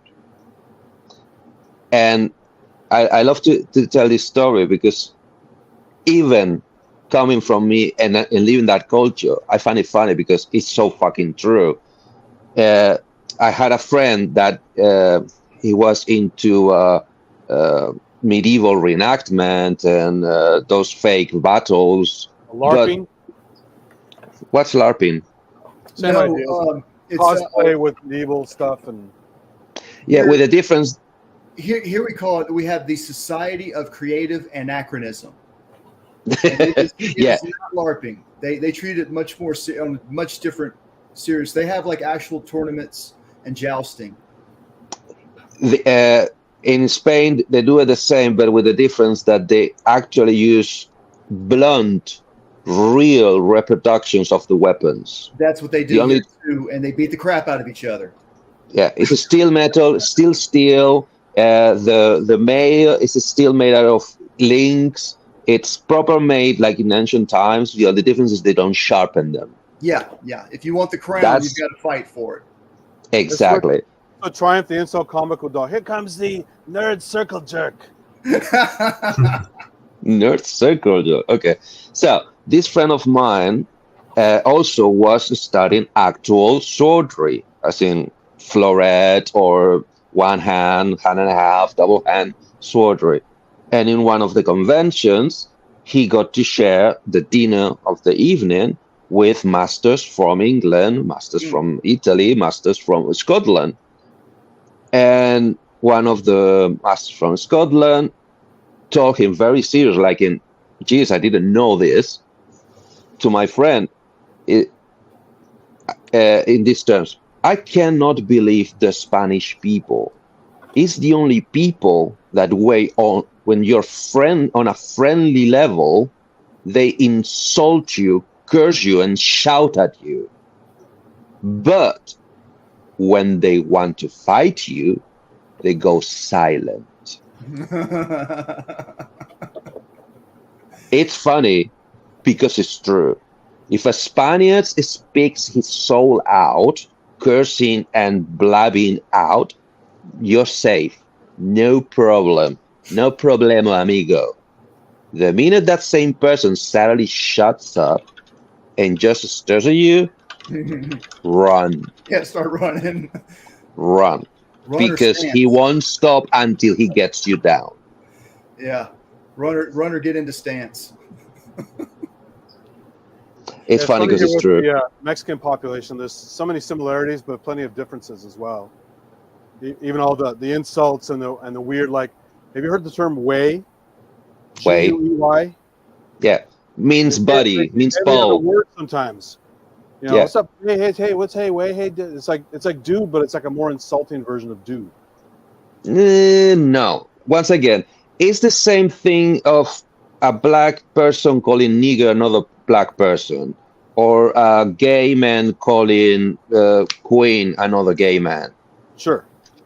In between them, it's not really an insult. It's just hey or buddy or Paul or dude. As you said, it's dude. It's harsher to say hey man, right? I mean, it's when they're crossing cultures, when they're talking to an American, an English speaker, or anybody foreign, that way is more like Joe.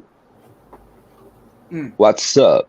As in, you're about to trespass, mate. Don't speak anymore. But in between them, it's just, hey, how you doing? Hey, Polly, are you fine? Way. It's as you said, there's tons of parallelisms. Just remember that we forced them to learn the Spanish language. Oh, of course. And let me remember, it's not the Spanish language. What we forced them to learn is Castilian. In fact, vintage Castilian. All right? Okay. And then they took it. I learned in high school the Castilian is not like that. It's more modern. Yeah.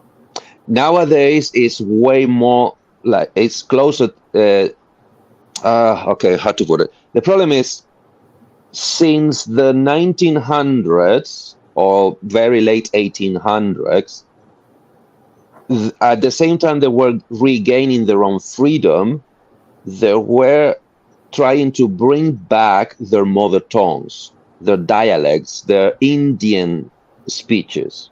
So they started making a hybrid, right?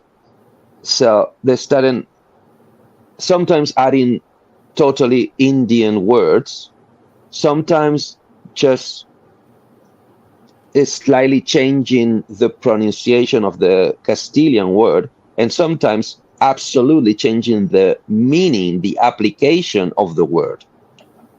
So what you get nowadays in South America, we the European Spanish people, we call it by the name of the South American country. It's not Spanish at all, and it's not even Castilian. So if they come from Dominican Republic, that's like Costa Rica's Costarricense and all that stuff. Exactly. It's Peruvian or Chilean or Argentinian, because it has mutated so much by now that even we have serious troubles to fully understand it. We still can communicate.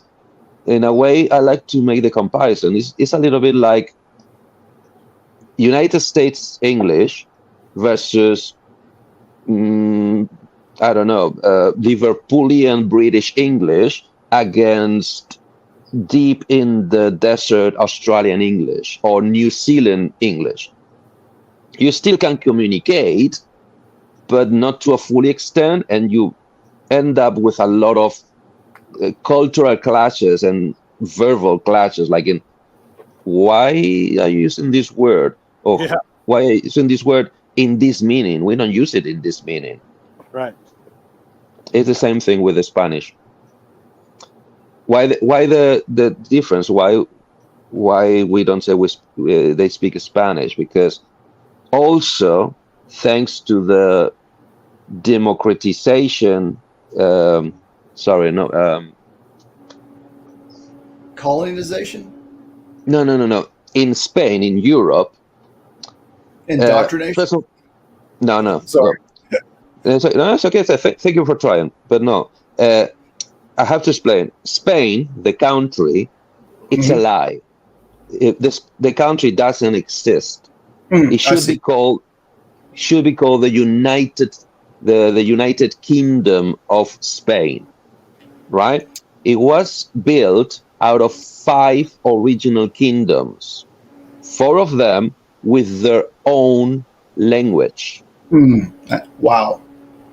And at one point, 2 of those kingdoms united, and they conquered through blood and fire the other 3.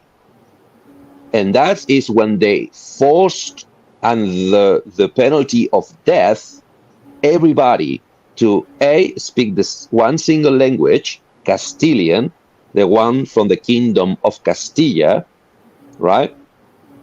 And all of the rest of the kingdoms do basically erase their own home ancient culture.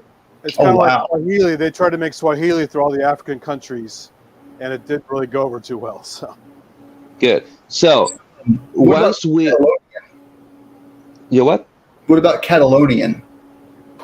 That's one of the kingdoms. That was the second kingdom that got united then, right? Because they did not destroy their heritage, correct? They did. They hid it. Oh, they hid it. They hid it since. Okay, I'm talking 1490s, right? That's when the union happened, right? All through that era, because Catalonia was the other kingdom that united with the Castilian kingdom to conquer the rest. They had a little more forgiveness as long as they didn't brought it out of their country, right? So if they went to Castilla, they had to speak Castilian, but they were allowed. I think he's waiting to get in. Say what? I think he's waiting to get in. I'm gonna have to jump off to bed now because I've got some stuff to do in the morning. So okay. She said have a great night, Magoo. Yeah, cheers. So I'll see you next. Pleasure, mate. Let's see you soon. Inky, try again. I don't see you backstage. You should be grayed out, and it's not here. Ooh, what a silence. I'm not glad he left, but I appreciate the silence. It's silence. Hold on. I heard it the first 2 times. I still want to burn it. So, I'm talking 1400s, right? That's what the union, the battles, the conquest, blah, blah, blah. Centuries go by, and then we had the dictatorship in the 1930s, right? The dictatorship was also trying to bring the whole country back to one religion, one language, one country, one government, right? That was the reason why the dictator rose and took over the country. After that, when the dictator finally died, we managed to go back to a democracy, to be in a democracy. And after and through the democracy, all the original kingdoms got some of their rights back to speak their own language, have their own culture there, and in a political way to split the country again in what we call provinces. But the lines for the provinces are the lines for the original kingdoms, right? That's why you're now in 2020, 2019, 2018, you heard all the problem, all the drama, and all the conflict about the Catalonian people trying to split out of Spain. Okay. Catalonian people have been trying to split economically out of Spain since the 1800s. But the central government, that's how we call it, central government, the Castilian government, kept them under threat of penalties, law, incarceration, you name it. They kept it together. But nowadays, thanks to the international media, they're gaining more and more political weight and more support from people outside the country, outside Spain, to allow them morally to split from the central government. The problem is the central government will never agree happily to let them go, because they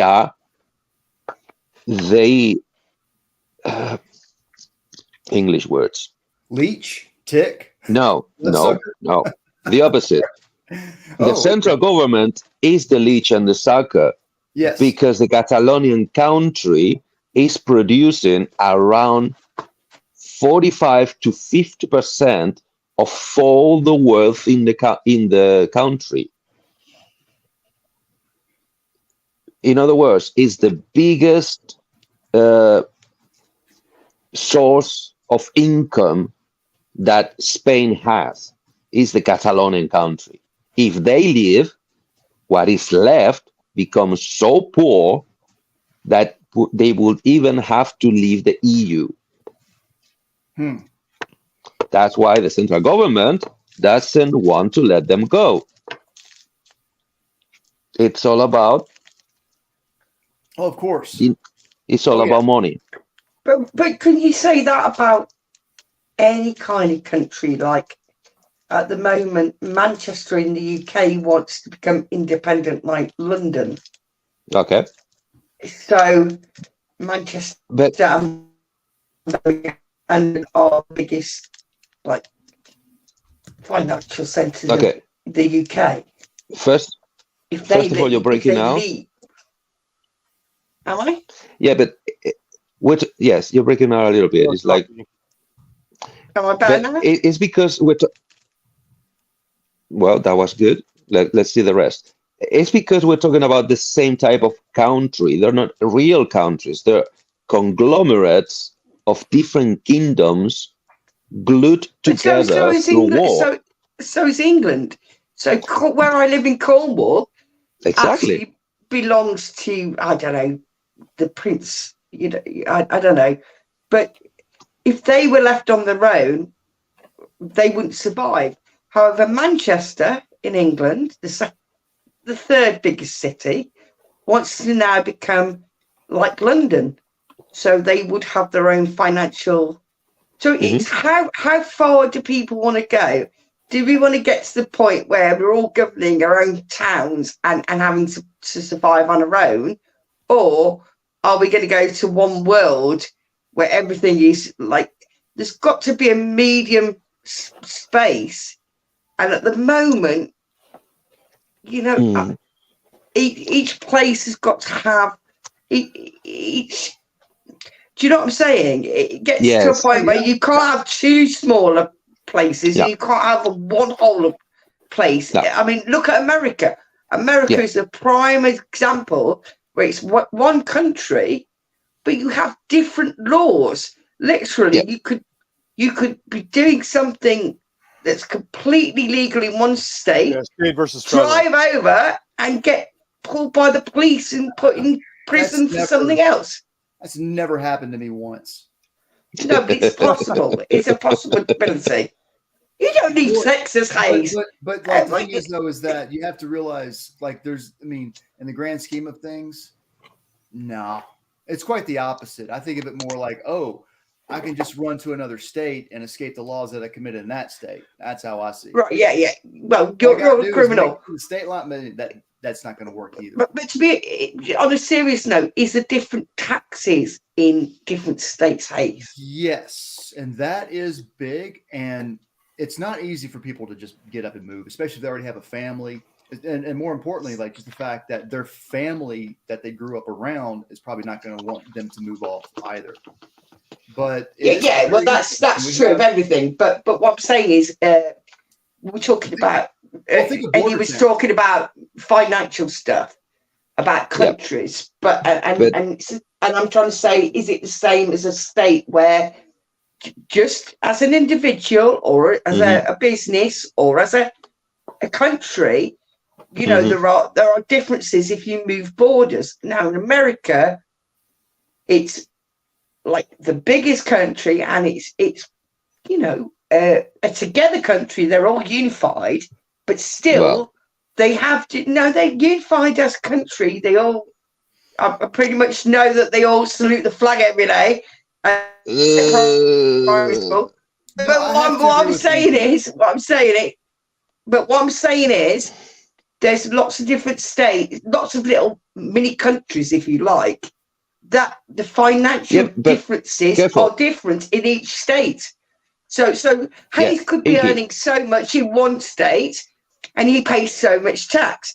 Then he moves to another state, and his whole financial situation has changed because he's just moved over a border. It's very, very equal across the board, if you want to know the truth. And things are adjusted by cost of living. So if I move to Los Angeles, they're going to pay me more money. Right. Yeah. And well, here's the thing. If you do move to Los Angeles and you're not getting paid more money, that's on you. Then you move out again. You negotiate a bad deal. Yeah. Inky, first of all, we can compare Spain and UK, all right? Because as I just explained, they're the same concept. Separate kingdoms that got united against their will, right? And they stayed together for many political and mostly military reasons. I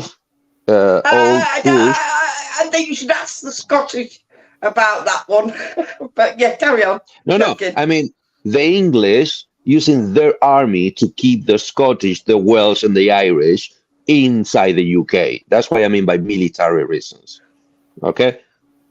But the difference I understand, please, Hayes, correct me if I'm wrong, with United States is that Spain will fit, I think, is 70 times inside the territory of the United States.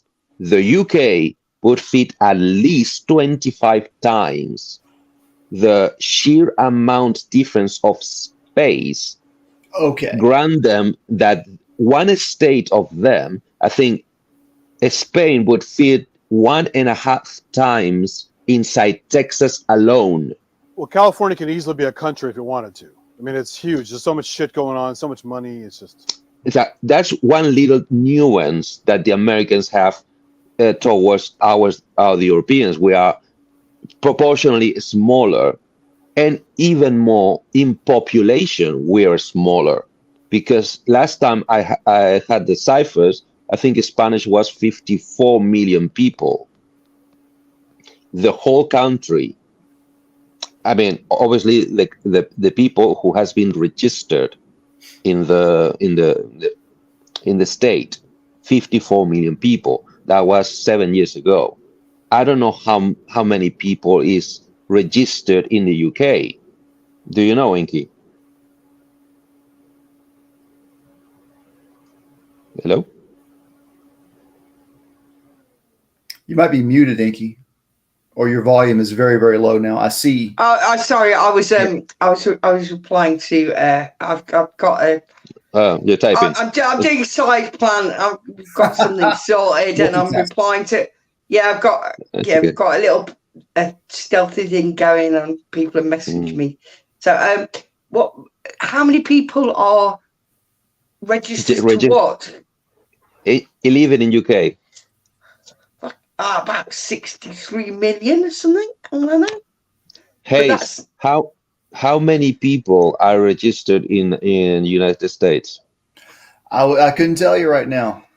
But it's different. It's very different. It's billions, right? Yeah, but what you don't understand is each state is essentially a country.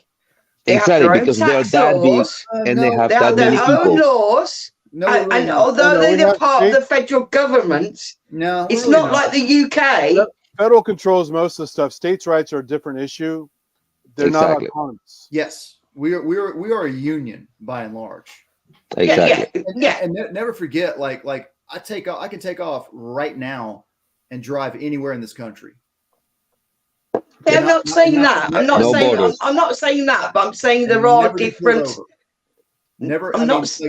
There are a few. There actually are a few places that I do know where there are horrible border crossings, and you don't want to go through them. Yeah, they suck. For instance, going across Arizona into California on Interstate 1, is it? Is it 1 going from Tucson area down to San Diego? It's 50, isn't it? It's the interstate. 50 it's what? Not 5. I-5 goes up and down. No, not 5. 50. I thought it was 50. Well, whatever it is. There's a border crossing there, and they got me twice. And like I felt a weird kind of zap. It was like basically the same thing as TSA doing the body scan. Wow. They basically scanned my entire vehicle. Wow. I wasn't so much. When he pulled up, the guy was like, do you have anything declared? And I was like, well, I'm empty. And he just smirked at me. Yeah, it wasn't so much suggesting that they are different countries, as in border crossing and that. No. But the idea that they have separate rules and taxation, but are together. What's the difference between that and, say, the UK or when we were part of Europe? There isn't much difference. If you guys pay equivalent of a state tax and a federal tax, we have 2 different types of tax. That's right. On top of sales tax. Yes. So we have. And you lot are fucked because you lot are fucked because you have to do you have to do tax returns. Yeah. On a job. We don't have to do any of that. What? And you have to add tax in a shop. No, we don't. As a personal, if you work in the UK, your tax is already taken care of out of your salary, and you don't have to worry about that. And if you go to a shop, and if you go, if you're self-employed, that's a business, that's different. But then if you go to a shop, we have W-2 where our taxes are taken out on our behalf. But don't you have to do a tax return if you're up because you got to verify that's what you did. Yeah. No, but we don't do that. We don't do any tax returns. Like it's all done by the government. They just give us the money back. They just go. Oh, we owe you money and give it you back, or they go. How do you audit what they've taken? They do. They just do it all for us. That's what I'm saying. Like we trust them. I mean, at least we know I'm how tax returns. So that we can't. It's exactly the same. It's just automated. In UK, it's automated. They take it automatically and they give you back automatically. You don't understand any. They have to do tax returns, which is like 2 weeks of shit. No, we don't do any of that shit. No. What? Unless you're question. So if you were to go visit any other country, like do you have to show papers? Now they do. Now they do. They didn't have to.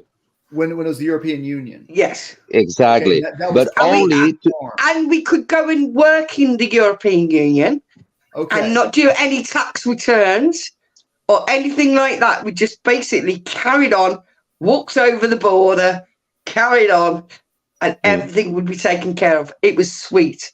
And they choose not to do it again, not to do it. I didn't fucking know. I didn't. I think it was my parents or somebody like that, but I didn't. Fuck that. It wasn't your parents. It was my parents, but it wasn't me. Oh, it was. I know it wasn't you, but it wasn't your parents neither. Oh, it was my parents. It was I hope this they generation. never watched this, but it was. Yes, it was my parents. It is exactly the people like my parents, gang. I would argue that feeling of freedom that you had, that you knew that you could go to another country and all that, that's what it feels like here in the United States. Yeah. Most people stay put. Yeah. Like some people go on some trips here in the Southeast, which is like Kentucky, Tennessee, and the Carolinas, Mississippi, Alabama, Georgia. We just go to Florida. Right? Yeah, to be honest, if I was visiting the USA, I wouldn't even think that it wasn't like that.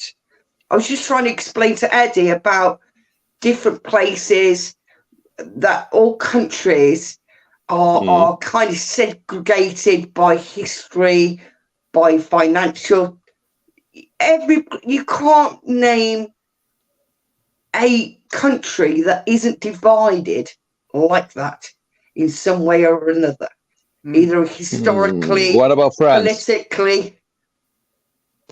What about France? Well, it's Paris against the world in France, isn't it? So, what about Portugal? Portugal, yeah, okay, maybe you got a point. Portugal's like one of the nicest What about places. Switzerland? The Switzerland are just like make chocolate and stuff, so they're always happy. What about Italy? Oh, Italy's divided. Culturally, but not economically or militarily. Same thing. Culturally is what cultural about divide? Belgium. Okay, Belgium's all right too. Okay, you're right. Okay, I'm wrong. I'll fully admit it. There are lots of countries that are happy, but there are lots of countries that are not. You know, you're not wrong. Every country has gone through splitters and conquests and oppression and division. All countries in the world. Hey, Normandy. Sorry? Oh, good night. Good night, Hazia. Bye, Hazia. As I said, I'm sure Normandy are happy that they're back with France now, not part of England. Because, I mean, why did we in the UK spend 100 years trying to take over France? And you didn't manage. Just 1 minute. So, Hayes, how can I contact you? Outside here. Email is in the private chat. Private chat. Thank you very much. StreamYard. Night. Take it. Thank you. Here? I'm getting to it. You look sleepy. I got you. Yes. You go. I'm off to bed here at about. Yeah, I gotta go. I have to go get dinner. So yeah, it's good fun though, guys. Thanks. Yeah, you're welcome. Thanks for having me. Thanks for hosting again. Always a pleasure. Hayes, we'll be in contact, okay? One more time, just ready. See you later, Hayes. Pero huevón, pero dame el puto taco, dámelo ya. Hayes, I'm one off 1,000 subs, and I want you to remember you were my first ever sub. Awesome. So you're at 1K. Congratulations. No, I'm one off 1K. I went to 1K, and then you know how it goes up and down. See, I got 1K, and then I got 9. But I quite like under 1K because you can see your friends rather than after 1K that it's just like 1K and you can't see them all. But remember, it's just the tens digit though. that we're missing. So, you know. Yeah, add a couple of noughts, we'll all be happy. Right? Yeah, well, we're living a dream, buying synths off YouTube videos. Are you gonna do a 1K celebration video? A jam. You should make a jam. I didn't. I don't know why. I don't think I did. I think the reason why I did. Oh, you got there first. Thanks for dropping that in there subtly. Oh, did you? You're about 1.2 now, are you? I remember the days when we were in 13 subs, 5 subs. Okay. I started with like about 250, 300 when I got into synth jamming. Just from, but I remember the early days. We were in the less than 20 subs. So I remember. I mean, those were the good old days. Yes. I blame YouTube. So earlier, people I want to just justify myself very quickly. And the reason why I think that YouTube sucks now is their search results are abysmal. They've improved, mate. The suggestions and the videos have improved a lot. I want to say that too, but I'm reticent to say. I observe and I wait because things kind of do this. They fluctuate, so I wait. Mm-hmm. I think I see things change, getting better, but I don't want to say anything because I don't want to jinx it. No, can I just say? Might go right back to. Can I just say something I've noticed about men and women? Is that? That's one thing. Yeah. Well, yeah, I've got a list here. Hold on, unwraps a list. But you lot seem to look at the analytics a lot more than I do. I just go, fuck it, see what happens. No. I'm just, all I'm doing is looking my subscribers as my friends, like Hayes. Well, I'm a programmer, and I've built websites since 1999, including all like search engines and the interfaces to get to them and all that kind of stuff. So I kind of understand this stuff, and I see. Now I see what you mean. Yeah, and but it's not just every male I know is looking at we're stats junkies in one way or another. In one way or another, we're stats junkies. You can also use the YouTube Studio app on your phone and just check randomly while you're on the go. No, because it's evil. I don't bother. What I do, it's evil. What I do is like my subscribers, my good subscribers are now my friends. Fuck it. If it's going to work, it'll work. If it doesn't, it doesn't. I can't be playing the game. I've tried to play the game where you get more and I don't want those more subs because they're not my friends. Do you know what I mean? No, I understand. And there's just one thing that I wish that Google would implement for YouTube, and that's private messaging. That's what messaging is for. Anyway, I'm over and out. I'm going. They'd have said Hayes. Somebody, right? Hayes, contact me, mate. You know what I mean? It's like really hard to contact people privately through YouTube. No, well, Facebook. You leave a message on their site. You leave a message into their video. Yeah, but that's not private. And that's his point. Exactly. Yeah. I don't want other people to see certain things that I say to somebody. That's what Facebook and Messenger was created exactly, for. But not YouTube. That's his point. Your email for your channel should be easily published on your own channel, and there's your private. Yeah, but then they have to. I guess they could, but it's another level. I put my email. I mean, look how big YouTube is. Look how big YouTube is, and then they have to be responsible for the private messages, which Facebook does. Oh, take it on. They can take it on. They don't. Come on. If they have time to scan every video for copyright strikes, they have time to implement private chatting, and they have the money. No. They have bots to do them. They have people give Google and YouTube a free ride, man. Everybody should be complaining about this stuff instead of kissing their boots. Complain to YouTube. And I'm not complaining. It's free. They rely on us. I'll stop complaining when it's not free. But you have Messenger, no, and I don't have a problem with leaving a message on someone's Facebook because I pay electricity and I pay an internet. It's not free. I don't have a problem in telling people how to get in contact with me. Say I say to Hayes, this is my real name, message me. Inky, that's not his point. That's not his point. My only point is that could we make it better? Yes. YouTube will take advantage of us. They don't want to do anything. Well, all they want to do is get the ad money. It's like Coke. You either take it or you don't. It's as simple as that. It's like barrier. It's like every other thing we can discuss. You either take it or you don't.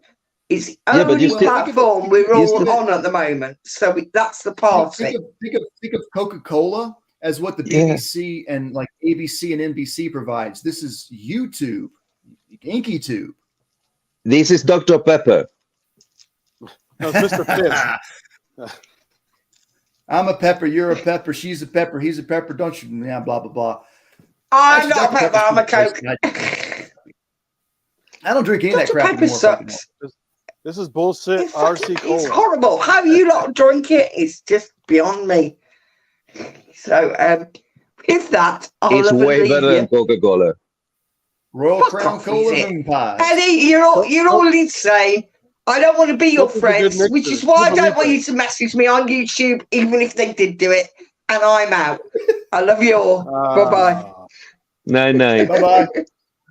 Bye-bye. awesome Bye-bye. I talking love to you, Ace. Bye. Bye, Andy. Love Bye, you Ro. too. Take care. Eddie. Bye-bye. We all out of here? Yeah, I gotta go eat. It's getting close to my bedtime. I've been standing for hours. I gotta go sit for a while. So Yes, you too. Okay, guys. Oh, So I'm working at a warehouse this week. mm, Yeah, I'm doing working what? all week at a warehouse. My last day tomorrow. I'm doing teching lights that have been coming in, like Nickelback. Who else? One of my friends is doing all the motors for Beyonce's tour.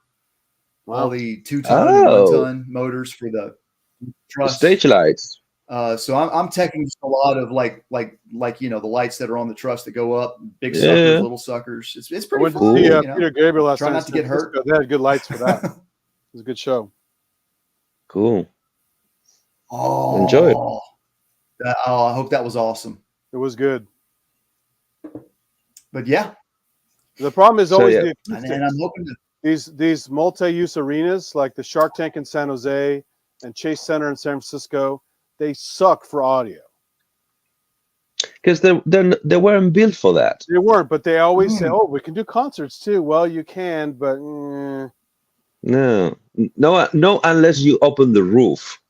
You need to open the roof to get in. Rammstein down at LA Memorial Arena or Coliseum, whatever you call it, in LA, where they had the Olympics in '84. Rammstein outdoors was amazing. They had the fire going way up. The sound was perfect because it's open air. It was Exactly one of the best shows I've ever seen. Yeah, sounded great. on a tin foil. Oh my sugar!